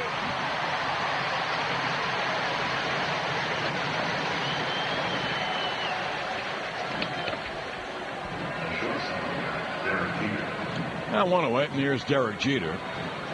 What's the saying they always have about depth? Depth is great until you have to use it. Yeah, until you have to play it, absolutely. Oh, the Yankees missed those hitters. Also, it takes away their depth to pinch hit. They want to hold on to Posada and Timms in case they need him late. Jeter 1 for 3 with a walk. And there's a strike in the count 0-1. Yankees have out hit Tampa 11-7. That's normal for the Yankees. They also left 10 on, and Tampa's left 3 on. And it'll be an 0-1. A little dribbler toward the mound. Qualls, fields, and fires in time. And there are 2 away. That was a nice play by Qualls because he did not panic at all, kept his balance, just went and got it. Knows he can throw a 94-mile-an-hour fastball over there. Just came right in, set himself, was in perfect position. 2 innings in a row. The Yankees had the bases loaded and just couldn't get the hit, that would kind of break it open. They have scored 7 runs, I know, but they're 2 innings in a row where they had the bases loaded. So here's Granderson with 2 outs. Granderson has 2 doubles. Pitch a strike. He's 2 for 3 with a walk.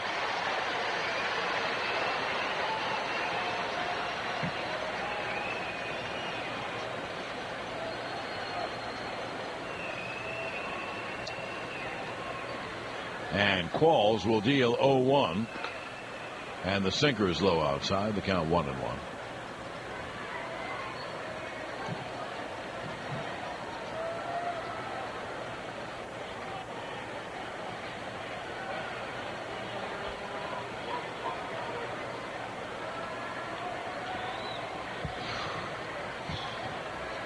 And the pitch fouled off. Yankees are led by A-Rod and Cano. They each have 2 hits. They each have a homer. A-Rod's knocked in 2, and Cano has knocked in 3. Well, the Yankees are back in business. Get exactly what your business needs from Time Warner Cable Business Class. Customized solutions for your business. Visit them at TWCBC.com. The 1-2 is a breaking ball low inside. He's a sinker slider pitcher, and he threw the slider down and in, so the count 2-2 on Granderson. 2 outs, no one on. Top of the 7th, and tied at 7.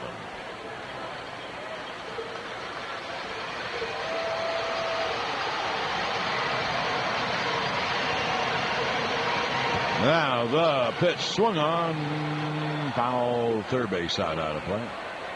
So the count holds 2-2.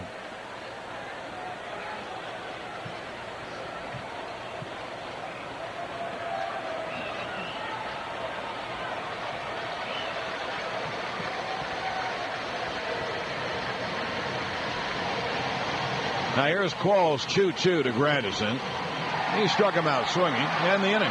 Good inning for Qualls. In fact, Qualls has come on and retired 5 men in a row. Remember, he came in with the bases loaded, 1 out, and didn't give up the fly ball that could have given the Yankees the lead. Not bad. Not bad, 5 in a row. So 3 up and 3 down at the end of 6.5. Tied at 7 on the Yanks Radio Network, driven by Jeep. For more, go to lifehousemusic.com. Yankee fans, welcome to the Little Debbie's 7th inning snack break. They're proud and marinated all white meat flame grilled chicken, all for under $1. Think outside the bun.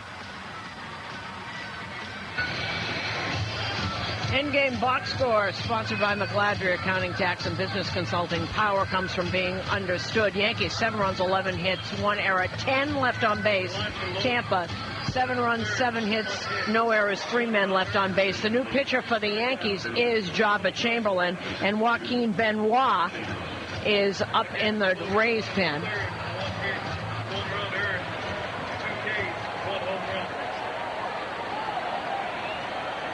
Now to the bottom of the 7th inning. Ben Zobrist, a switch hitter batting left, faces Jabba and takes a pitch low. Zobrist, Crawford, and Longoria, lefty, righty.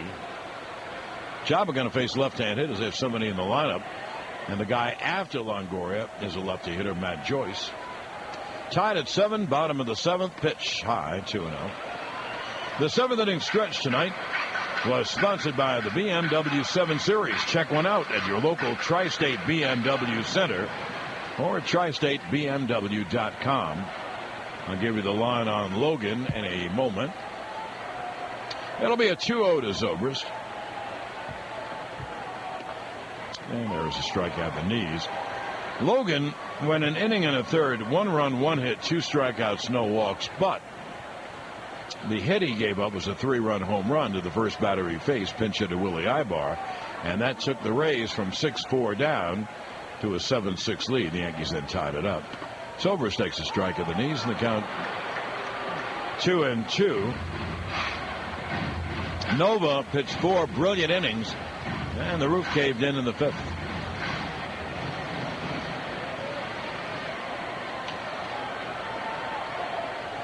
So it'll be a 2-2 to Zobrist. And the right-hander deals a breaking ball low on the count 3-2. And, John, that is something that's been a problem with the Yankees. Starters going more than 5 innings, except for CeCe, going more than 5 innings. I don't care who's in the bullpen. If you're in every night, it's going to falter. I mean, this team blew a 6-0 lead. I mean, you don't deserve to win a lot of games if you blow 6-0 leads in the 5th inning. And here comes the 3-2 grounded foul off first.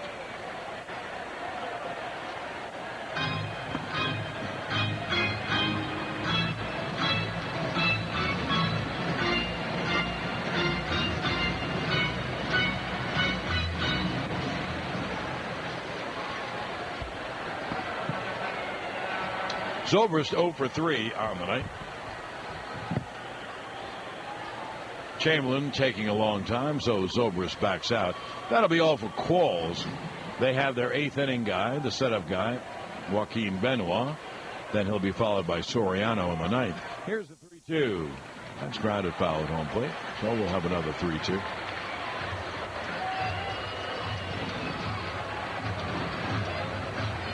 Let's put it this way. I have no idea who's going to win tonight's game.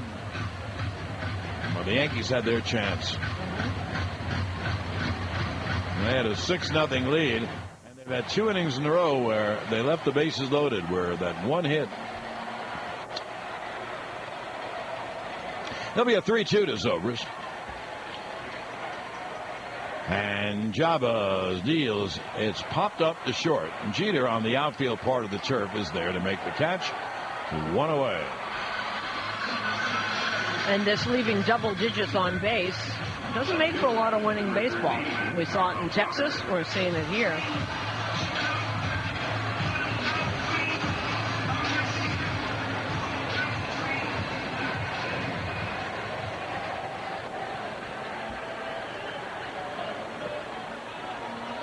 Now 1 away. Here's Carl Crawford. And the pitch is low. Crawford has singled, grounded out, and walked. He has scored a run. He's a left-hand hitter.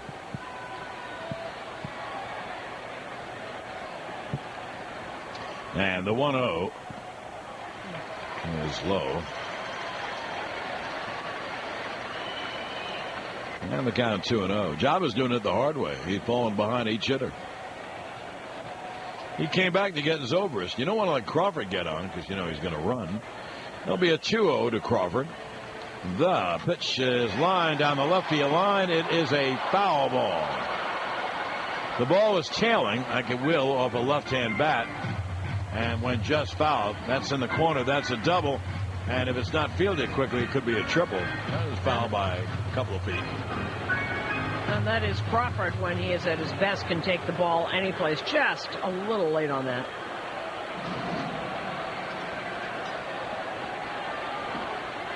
Now be a 2-1 from Jabba.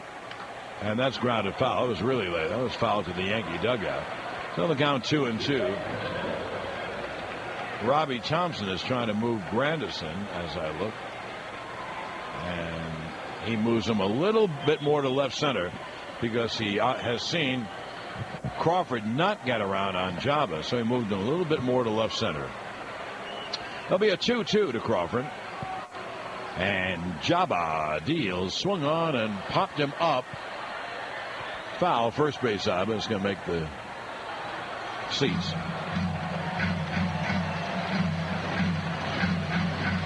Crawford's picked a great year to be a free agent. He's having a great year. Came in hitting .302 with 15 homers and 78 RBIs. His supposed successor, Desmond Jennings, is here, brought up at the beginning of the month, a young outfielder.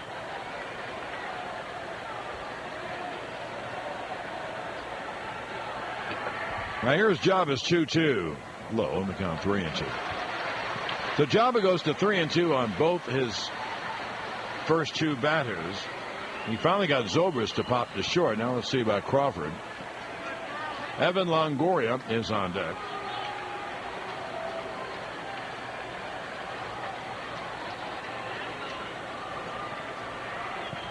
And it'll be a 3-2. Jabba deals. Struck him out swinging 2 away. And Jabba got him on the slider. Great pitch, broke down and away from Crawford. Boy, he had no shot at that. That was all the way on the opposite side of the plate and way down about 6 inches off the ground. Longoria has walked, flied out, and singled in a run.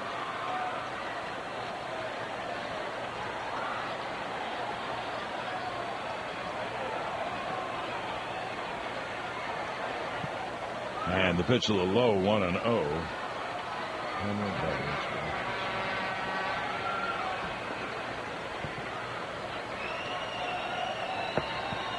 Now it'll be a 1-0 to Longoria, a right-hand hitter. Pitch cut on him, missed.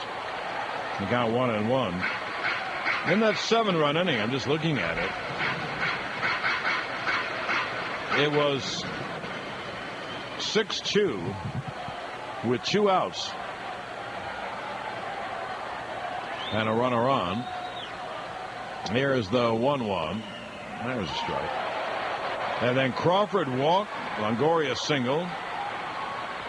Made it 6-3. Joyce singled. Made it 6-4. Ibar pinch hit at a 3-run home run. That'll be a 1-2 to the right-hand hitting Longoria. Now Jabba is set and he deals. Struck him out swinging with heat up. So Jabba has a big inning. Gets him 1-2-3 at the end of 7 innings of play. We're tied at 7 on the Yanks Radio Network, driven by Jeep. Time, and you're the best station to find that out. When you need to know, we've got you covered. Listen every day to 880. We're going to the top of the 8th inning, and the new pitcher is Joaquin Benoit, who has just had an absolutely brilliant year. 1.52 ERA. He's been in 53 innings. He's given up 26 hits in 53 1/3 innings. 9 earned runs, 6 home runs, 10 walks, and 66 strikeouts. This from a guy who, all those years in Texas, walked the park, couldn't get out of his own way, always had a great arm. This year he has put it together. Here's Mark Teixeira to lead off the 8th. And the pitch is grounded into the middle of the 3 infielders. Zobrist throws to first. 1 pitch, 1 out. Now Benoit comes in successfully. Qualls goes an inning and 2/3. He faced 5 and retired 5. No runs, no hits. 2 strikeouts, no walk. And here is Benoit. So Teixeira makes out as quickly as you can make out. There's 1 away.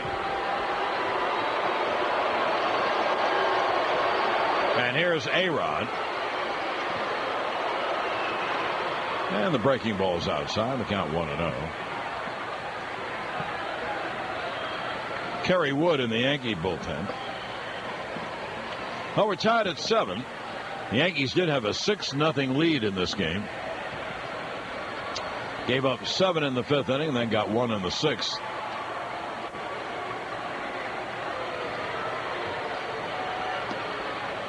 There's a strike. And the count 1-1. Well, when Jabba came on, he pitched 1 inning and he struck out Crawford and Longoria. Now Jabba had 2 strikeouts. in that bottom of the 7th. Unilever and Stop and Shop want to help strike out family hunger.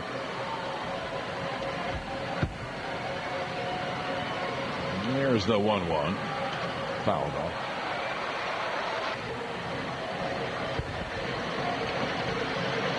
There'll be a 1-2 to Alex.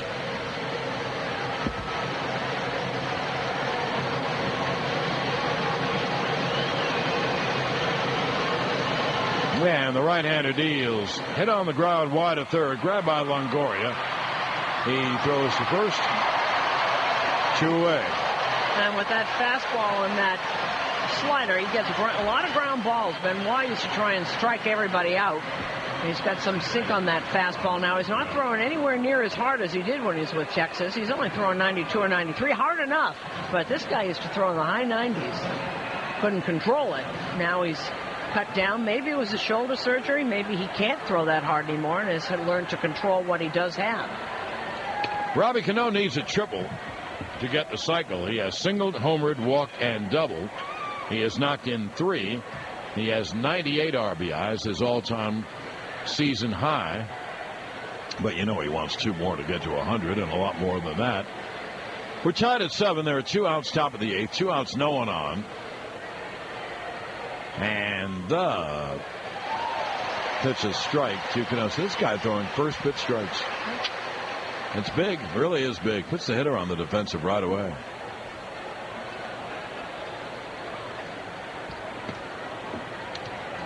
Tough to get a triple in this ballpark. There are no deep areas.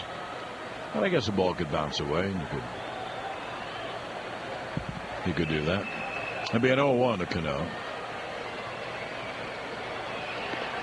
And the fastball is outside. And count 1-1. If the Yankees lose, they'll kick themselves for not scoring when they had men on every base. When the bases loaded. They needed a fly ball a couple of times and couldn't get it. Now, if they win, then they'll forget about that right away. They need to win so badly. If they lose, they'll remember it. That'll be a 1-1 to Cano. And the pitch is grounded toward the middle. Fielded by Zobrist, and he throws to first. So Benoit came on and got the 3 toughest hitters the Yankees have on 3 easy ground balls. That's pitching. I mean, there, in that case, the 8th inning was more important than the 9th inning because of the quality of hitters. Well, 3 ground balls. That's great pitching. 3 up, 3 down. Now at the end of 7.5, we're all tied at 7 on the Yanks Radio Network, driven by Jeep. And with special financing on select models, the timing couldn't be better at your Tri-State Saab dealer. Well, the line on Jabba, 1 inning. He got 3 outs in a row, including 2 strikeouts. And here's Kerry Wood to pitch the 8th. You know, Susan, you had left the booth for a moment when the inning was over. And I mentioned to our listeners, there's Matt Joyce, and he lines one deep but foul. Boy, did he get around. We're tied at 7 bottom of the 8th. Well, I mentioned that there are times where the 8th inning is more important than the 9th. And that was one of them. Benoit had a pitch to Teixeira, A-Rod, and Cano. Easily the 3 best hitters. Easily. Not even close. And he got all 3 of them out on 3 easy ground balls. Soriano is pitching to much less. Pitch a high pop, a mile high. Teixeira, foul territory, can't find it. Near the dugout, he makes a catch and falls down. Boy, did he hang in there. The pop-up was so high, it went through all the high catwalks. And Teixeira first put his palms up like, I don't know, and then battled it all the way to the Tampa Bay dugout, caught it, and fell back and over.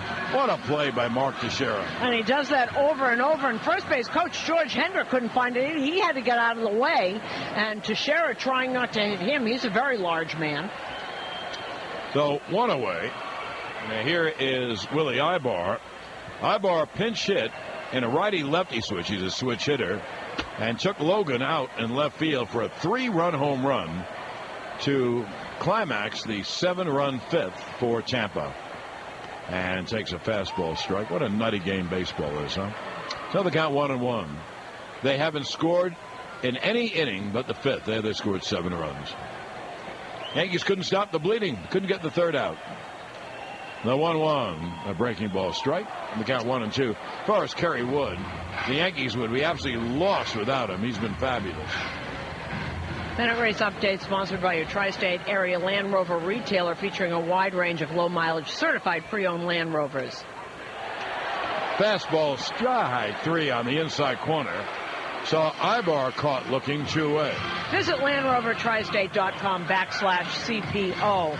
All right, we are tied here. Let's take a look at what happens if the Yankees lose this game, because Tampa's 1 game ahead of them in the loss column. If the Yankees lose this game, they are then 2 games in back of Tampa on the loss side. In the Central Division, Minnesota is winning, Chicago's losing because they're playing each other, obviously. Then they would be 7 games back of Minnesota, would Chicago. Texas is 8 games ahead of Oakland in the West. They would really have to fall out of it to lose this. Pena takes inside, and the count 1-0. Now, Philly is winning, Atlanta is losing, so Atlanta would be 2 games in back of Philadelphia if it stays like that. Philly only has a 2-1 lead, but if they win and Atlanta loses, they're 2 games ahead on the loss side. Breaking ball inside.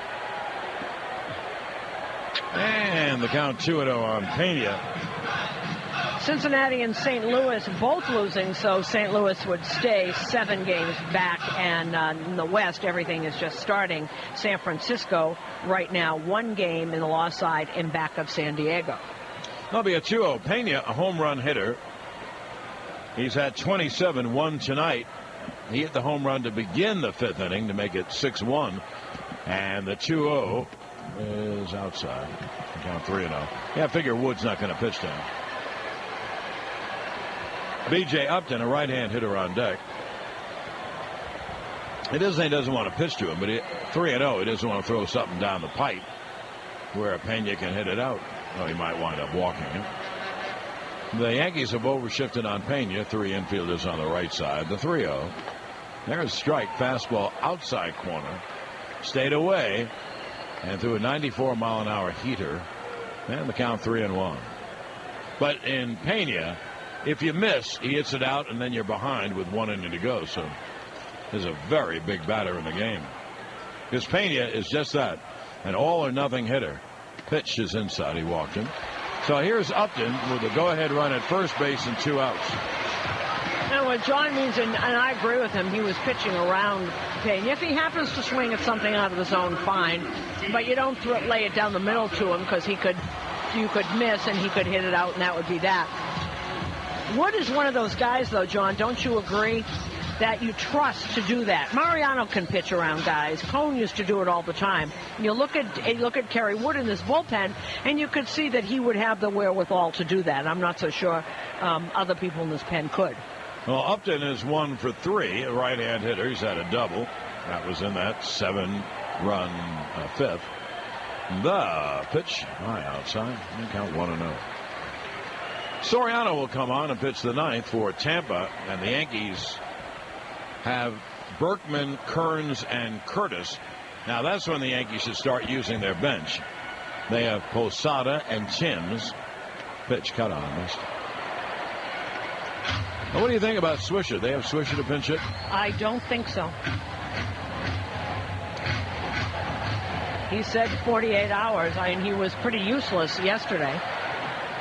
And they gave a cortisone shot is very painful. The shot itself is painful. Fastball's outside, 2-1.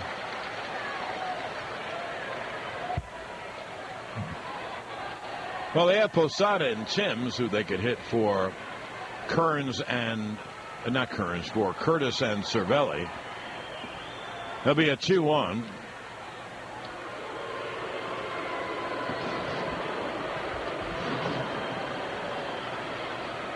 Well, we'll see how Joe Girardi will play it in the 9th. Pena leads off first. The 2-1 is low. The count 3-1.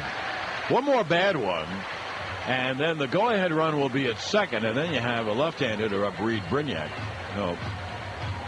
Now, Upton has a lot of power. He's had 17 home runs. You just can't throw the ball down Broadway. That'll be a 3-1 to Upton.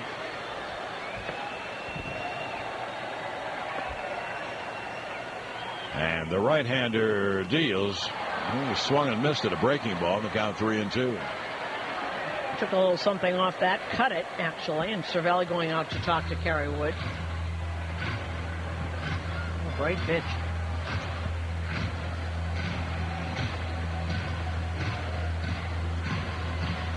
Yankee bullpen quiet. Soriano he's already done. He's just lobbing the ball to his bullpen catcher.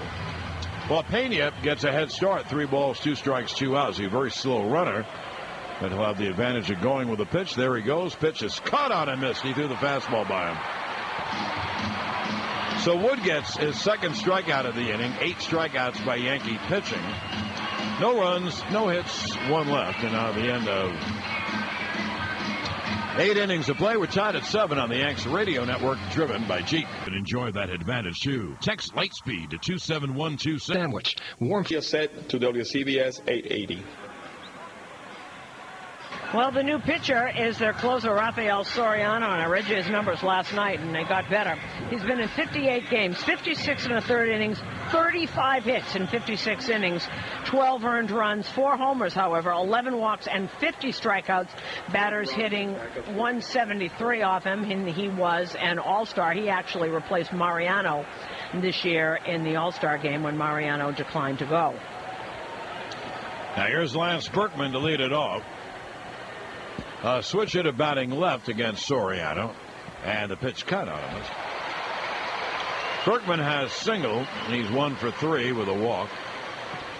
Well, as we hit the 9th inning, here's the Yankees power report of the evening, sponsored by Indian Point Energy Center, the region's most reliable source of electric power. Here is the 0-1. Hit on the ground to second. Zobrist fields, throws out Berkman, and there's 1 away. The top 3 will center around the big 3. And that's the 3 that Benoit retired so easily last inning. Teixeira, A-Rod, and Cano. Teixeira has knocked in a run. A-Rod 2 and Cano 3. Well, they've knocked in 6 of the 7 runs. The other run came in on a bases-loaded walk to Cervelli. So now on the year, Teixeira has 30 homers and 101 RBIs. A-Rod 23 homers, 107 RBIs. Cano 27 homers and 98 RBIs. Austin Kearns takes high. So they have knocked in 6 of the 7, and Cano needs 2 RBIs, and all 3 will be over 100 for the year, which is pretty good. 3 guys in the lineup batting back to back to back, all with over 100 ribbies. The 1-0 fouled off. And that's the Yankees power report, sponsored by Indian Point Energy Center. Well, Kearns must know Soriano from the National League when he was with Atlanta, and Kearns with Washington. 1 for 5. He struck him out 4 times. So of the 5 times at bat, he's got 4 strikeouts. The 1-1 line deep, but foul down the left field line. Kearns had a home run distance, but a little bit foul. About 5 feet foul. Juan Miranda is on deck. He'll hit for Curtis. I would gather Posada would hit for Cervelli, but who knows? And there's the 1-2. Struck him out swinging again. Boy, is there a book on him to throw breaking balls? Whoa! Kearns has struck out 4 times tonight. The biggest strikeout was with the bases loaded, 1 out. That's when a fly ball could have scored a run a few innings back. There's Miranda to hit for Curtis. Why would a lefty hit for a lefty, both inexperienced? Because Miranda has home run power. They hope he runs into one and hits it out. So, oh wow, 4 strikeouts for Kearns. Wow. Very good night.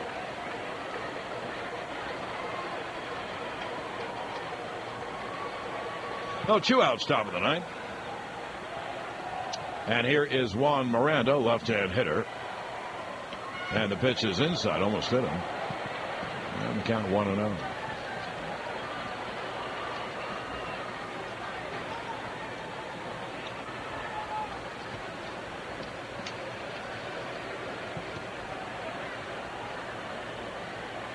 I'll give you another little note.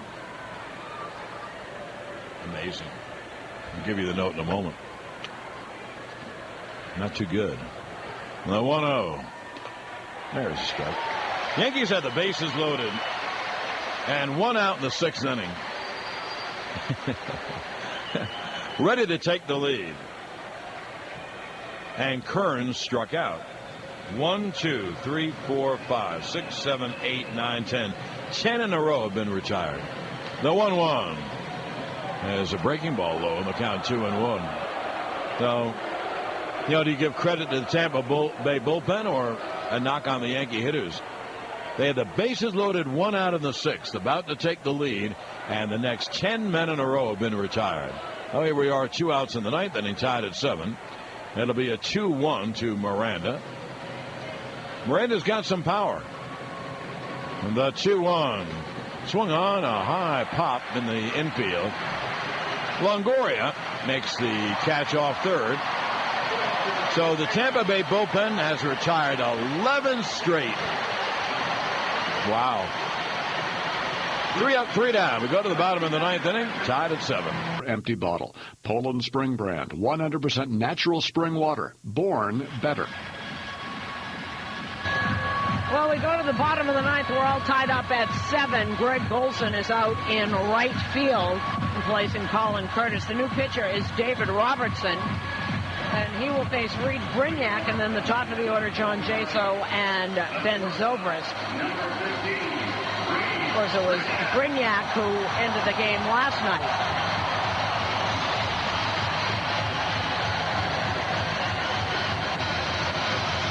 Reed Brignac took the first pitch he saw from Sergio Mitre, a changeup, and hit it into the center field stand. Again, the line for Wood, 1 inning, 1 walk, 2 Ks.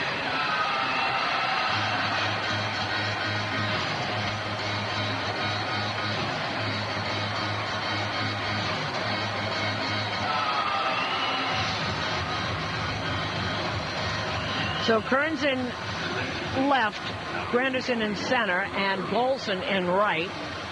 Once again, David Robertson on the mound.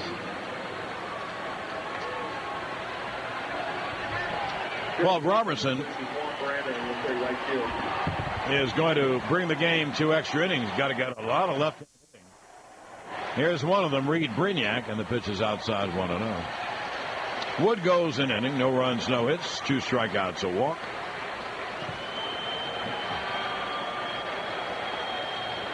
Brignac 0 for 3 on the night. And he hits a pop foul, third base side out of play. The count 1-1. Yankees had a 6-0 lead.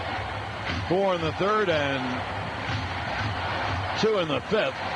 And Tampa Bay scored 7 runs in the bottom of the 5th. Pitch cut out of missed. Late on a fastball, very late. In the 6th inning, Yankees scratched to run a tie, but they left the bases loaded with 1 out. They couldn't get a fly ball to get the run in. They haven't had a man on base since, and we're tied at 7 in the bottom of the 9th inning. All left-hand hitting. Brignac, Jaso, Zobrist, Crawford, 4 straight. The 1-2 up high, and the count 2-2. Well, the Yankees played a lot of extra inning games, huh? Mm-hmm. They played 2 in Texas on Friday and Saturday. And they played 1 last night. So it'd be 4 in, 5 games. It'll be a 2-2. And the pitch caught on him as he swung at ball 3, up and out of the strike zone. First strikeout for Robertson. Number 28, John Jason. And the 9th by Yankee pitching.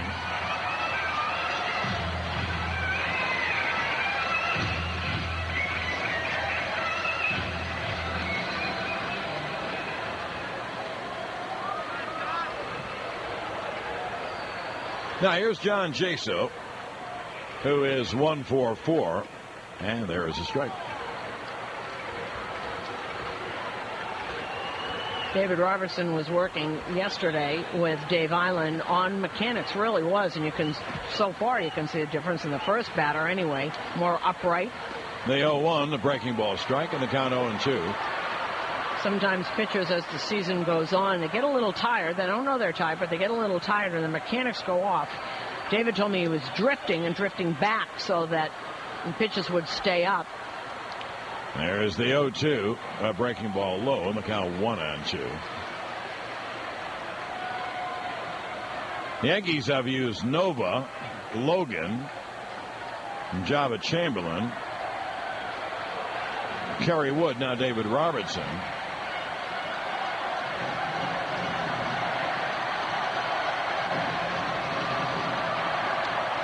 There's the 1-2.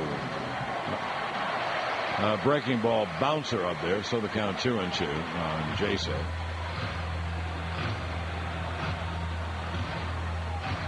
You know, when you're on the road, you have a chance to save the game. You get a run at the top of the inning, and then you bring in your closer. Well, if the Yankees adhere to that, then you wonder who's going to pitch after Robertson.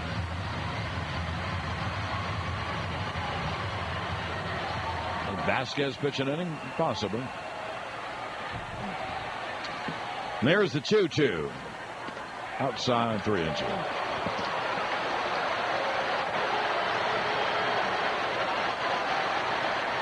It's Robertson's inning to win or lose. Well, not to win, but to go to extra innings or lose. Now here comes the 3-2. No one's up in the bullpen. The 3-2 to Jaso. Grounded right back to Robertson, who will flip it to first for the second out. That's a good question, John. Yeah. Mosley's out there, I guess. Mosley, Vasquez. You know, I forget. They have two long guys in Mosley and Vasquez. Mosley pitched Sunday. Oh, this is Tuesday. I don't think he could pitch. Vasquez, I guess, could pitch. We are coming to you live from the Lowe's broadcast booth. Let's build something together. Now, TUE, here's Ben Zobrist. And the pitch high, and the count 1-0. Zobrist, the switch hitter, batting left. They all have power. Brignac, 7 home runs. He struck out. Jaso, 5 home runs. Grounded out. Zobrist, who plays a lot more than the other two, has 10 homers. There's a strike. He threw a fastball right down Broadway. And the count 1-1. Zobrist is 0 for 4.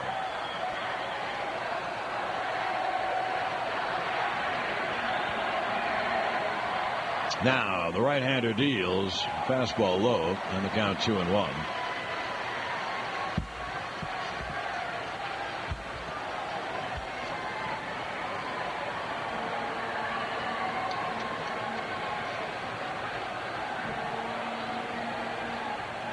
Robertson deals low inside. And the count 3-1. I guess what I'm saying is, if you make the wrong pitch, any of these guys can hit it out. And probably true of the Yankees as well, for the most part. There'll be a 3-1 to Zobrist. Danger damage pitch, and it is a strike on the knees, and the count 3-2. Zobrist, after having such a breakout year last year, was an all-star, only hitting .248. That's about 35 points lower than he was last year at this time. Asked Joe Madden about it, and he said, well, people are prepared now. And last year he sort of snuck up on people. There comes the payoff. Swung on and drilled to right center in the alley. On the run, Granderson dives and makes a fabulous catch. Not a good catch, one of the best catches you'll ever see. Granderson raced toward right center and took a dive, just like going into the swimming pool. A full-body dive and made a fabulous catch. That's one of the great catches you'll ever see. And it ends the 9th inning. 3 up and 3 down at the end of 9 innings of play. Tied at 7 on the Yanks radio network, driven by Jeep. Save free spices or a small Frosty. Just 99 cents each for a short time. So hurry in and treat yourself today. You know when it's real. Well, we go to the Top of the 10th, 10-second station ID on the New York Yankees radio network. Listen to News Radio, WCBS 880, home of the world champion New York Yankees. Dan Wheeler is the new pitcher. Soriano goes an inning. Posada hits for Cervelli and takes inside. John Sterling, Susan Wallman back at Tropicana, top of the 10th. We're tied at 7. The Yankees go to extra innings again.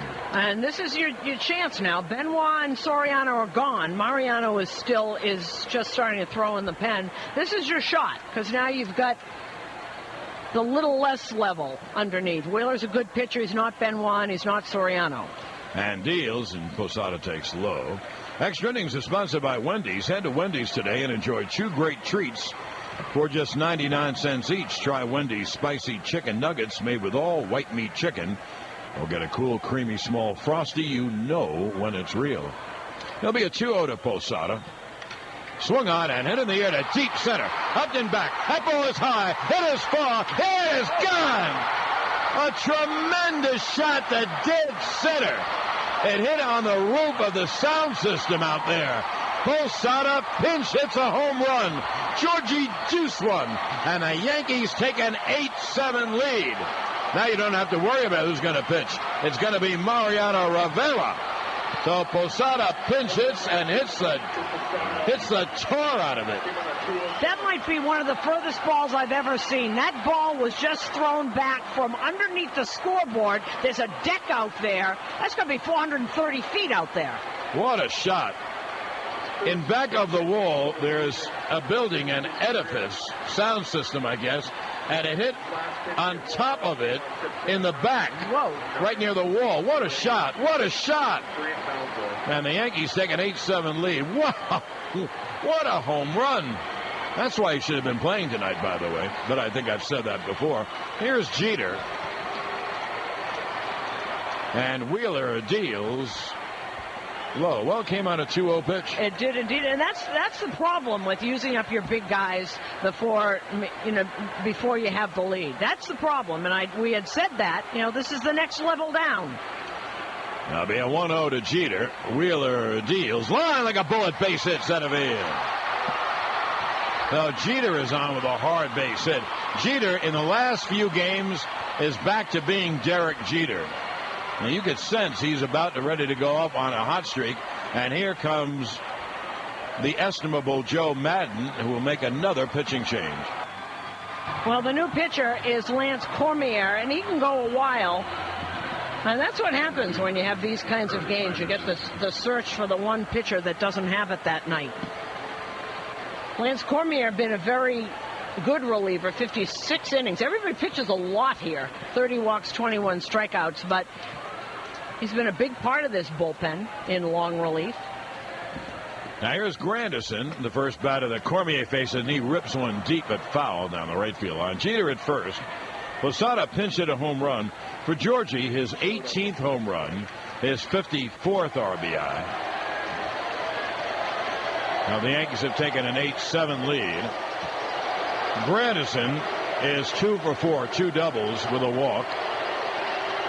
And he misses a breaking ball. The count 0-2. And we've seen Posada over the years hit long home runs. That's in the top 3. God, that is dead center and high and far as it could be. And off that wall underneath that scoreboard. 430, something like that. Has to Gotta be. The pitch struck him out swinging, one away. And that's 9 strikeouts by William Akers tonight. One more. Everyone reads free pizza courtesy of Dave Carter. It's been Garza, McGee, Hellickson, Qualls, Benoit, Soriano, and Wheeler.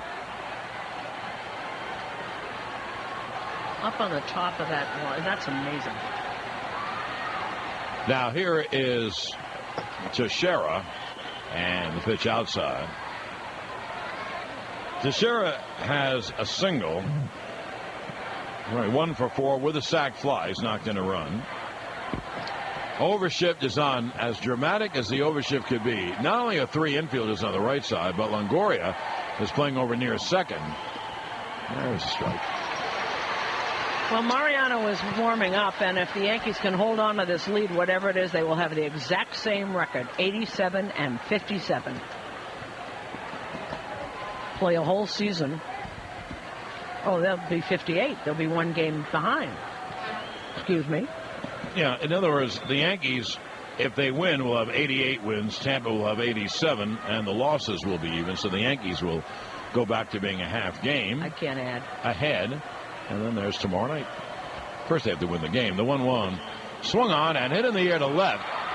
Fairly deep. Crawford is back. He makes a catch, and they're 2-away. One thing, though, the way it works out, Mariano has to pitch to their best hitters. Crawford, Longoria, and then the lefty hitter, Matt Joyce. And the first two hitters are their best hitters.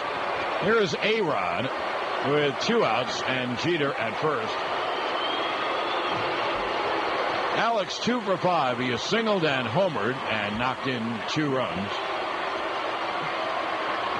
It is kind of amazing, though, that after all this time, 2 teams in the same division could be this close. Oh, it's some battle, no question. Pitch is foul back. I don't think Susan and I can adequately tell you how much this win means to the Yankees. And I mentioned Mariano. He's got to get out Crawford and Longoria and then other lefty hitters. But this win for the Yankees would be as important a win as they've had this year. There'll be an 0-1 to A-Rod. Caught on a missed on a breaking ball. And the count 0-2.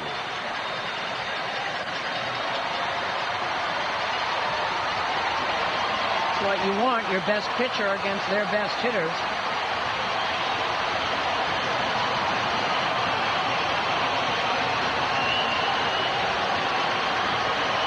The 0-2 is grounded foul off third.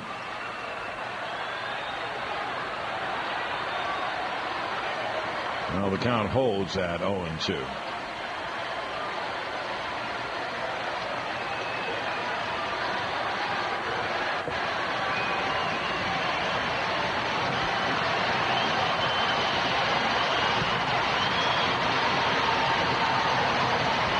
Now the right-hander deals.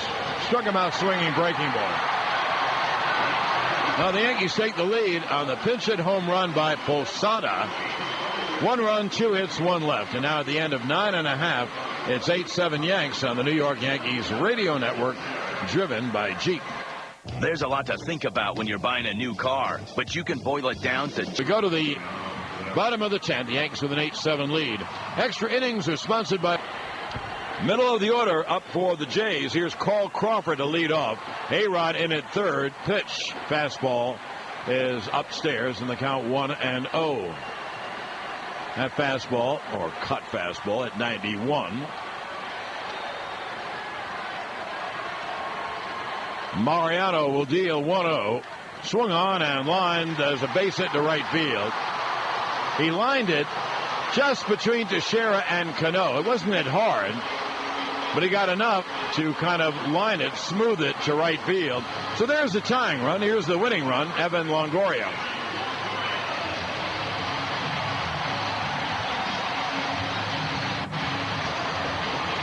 Robertson went an inning, no runs, no hits, 1 strikeout, no walks. So Jabba, Wood, and Robertson really did the job. 3 innings, no runs, no hits. Longoria has walked, flied out, singled, and struck out. He's a right-hand hitter. Crawford leads off first. And the pitch is high in the count 1-0. Yanks have an 8-7 lead. We're in the bottom of the 10th.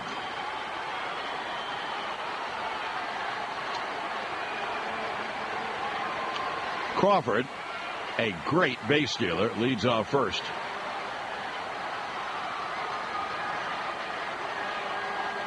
And Mariano throws over. After Longoria, they'll be left-hand hitters. Joyce, Ibar, Pena. Now Mariano has his work cut out for him.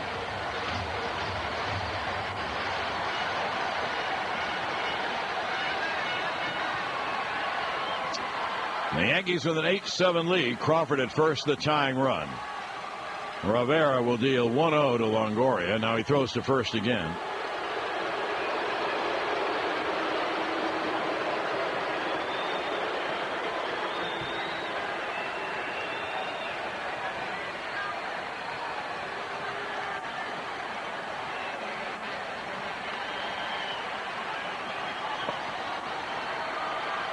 Crawford has a very good lead, and again Mo throws over.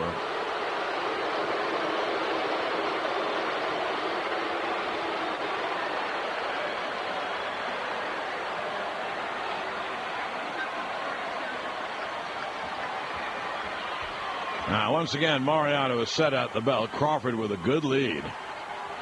And the 1-0 swung on, a high fly to center. Granderson back. Near the track, on the track, makes the catch about a step from the wall and fires into second for the first out.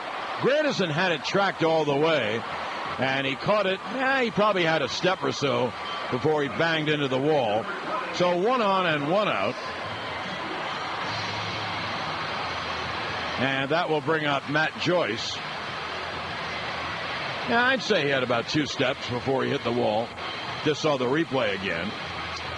So 1 on, 1 out. Here is the left-hand hitting Matt Joyce, who has popped out, struck out, singled in a run, and popped out. You know, the Rays have only scored in 1 inning. The thing is, he scored 7 in the 5th. In every other inning, they put up a 0. Crawford inching off first, and Mariano holds the set. And there he goes. Pitch is fouled on the ground outside third. Now the count 0-1. You know, Joyce was really late. The left-hand hitter hit a hard ground ball wide at third. A-Rod is playing off the bag at third. If he's late and hits a ball like that, it's going down the left field line, and I guarantee Crawford's scoring. But you can't play everywhere, so A-Rod continues to play wide off third. And it'll be an 0-1 to Joyce. The pitch, cutter is inside. And the count 1-1. They asked the third base umpire, Tom Hallion, and he said no swing.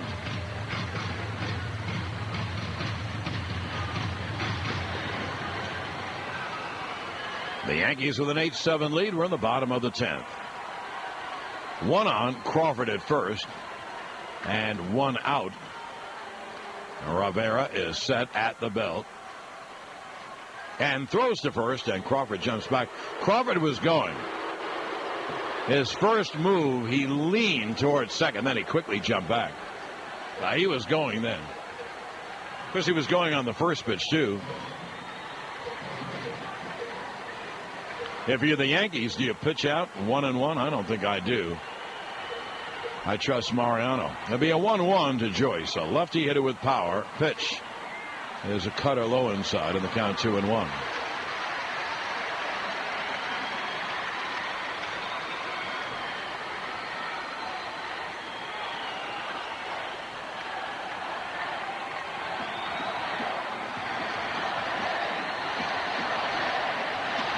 Now Mariano is set at the belt. Crawford with the lead off first. There he goes. Pitch is taken. The throw to second base is not in time, and the ball rolls away.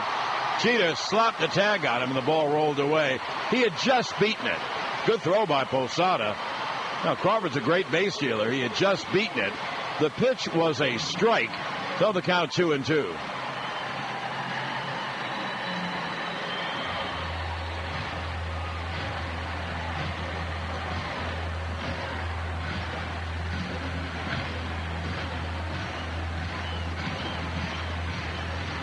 Posada out to chat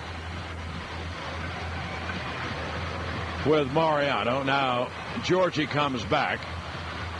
Now the outfield moves up, but honestly, the way Crawford runs, they don't have a chance to get him on a single to the outfield. But the outfield is up.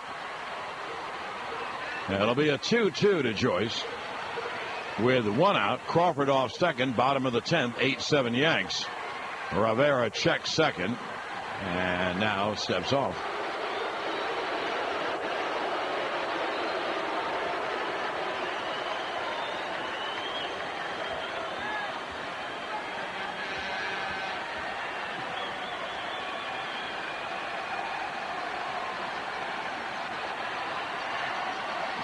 Now Mariano is at the belt.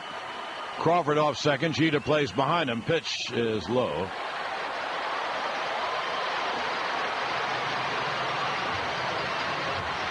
And the count 3-2 on Joyce. Now Jeter comes in for a word.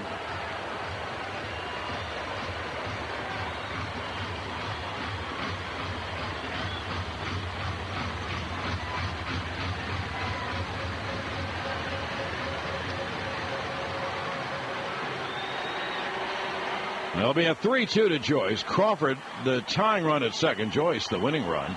Yanks have an 8-7 lead, bottom of the 10th with one out. Pitch. Swung on a high fly. Shallow to right. Golson toward the line. Gregg is there. He makes the catch. Crawford tags and goes to third, and the throw is in time. In time. What a throw by Golson. Ball game over. Yankees win. The Yankees win. Crawford tried to tag, goes second to third, and Golson made a great throw to A-Rod. He was out as he slid in. A great, great throw by Gregg Golson. Shallow right near the outfield line. He fired it all the way to third to A-Rod, who put the tag on a sliding Crawford. Well, if that's not the best Yankee win of the year, I want to be there when they win something better. The Yanks had lost 7 out of 8, and they blew a 6-run lead. But they still got a home run from Posada, pinch hit home run in the 10th, and won the game. And what a throw by Golson on the money, and he was out as he slid in.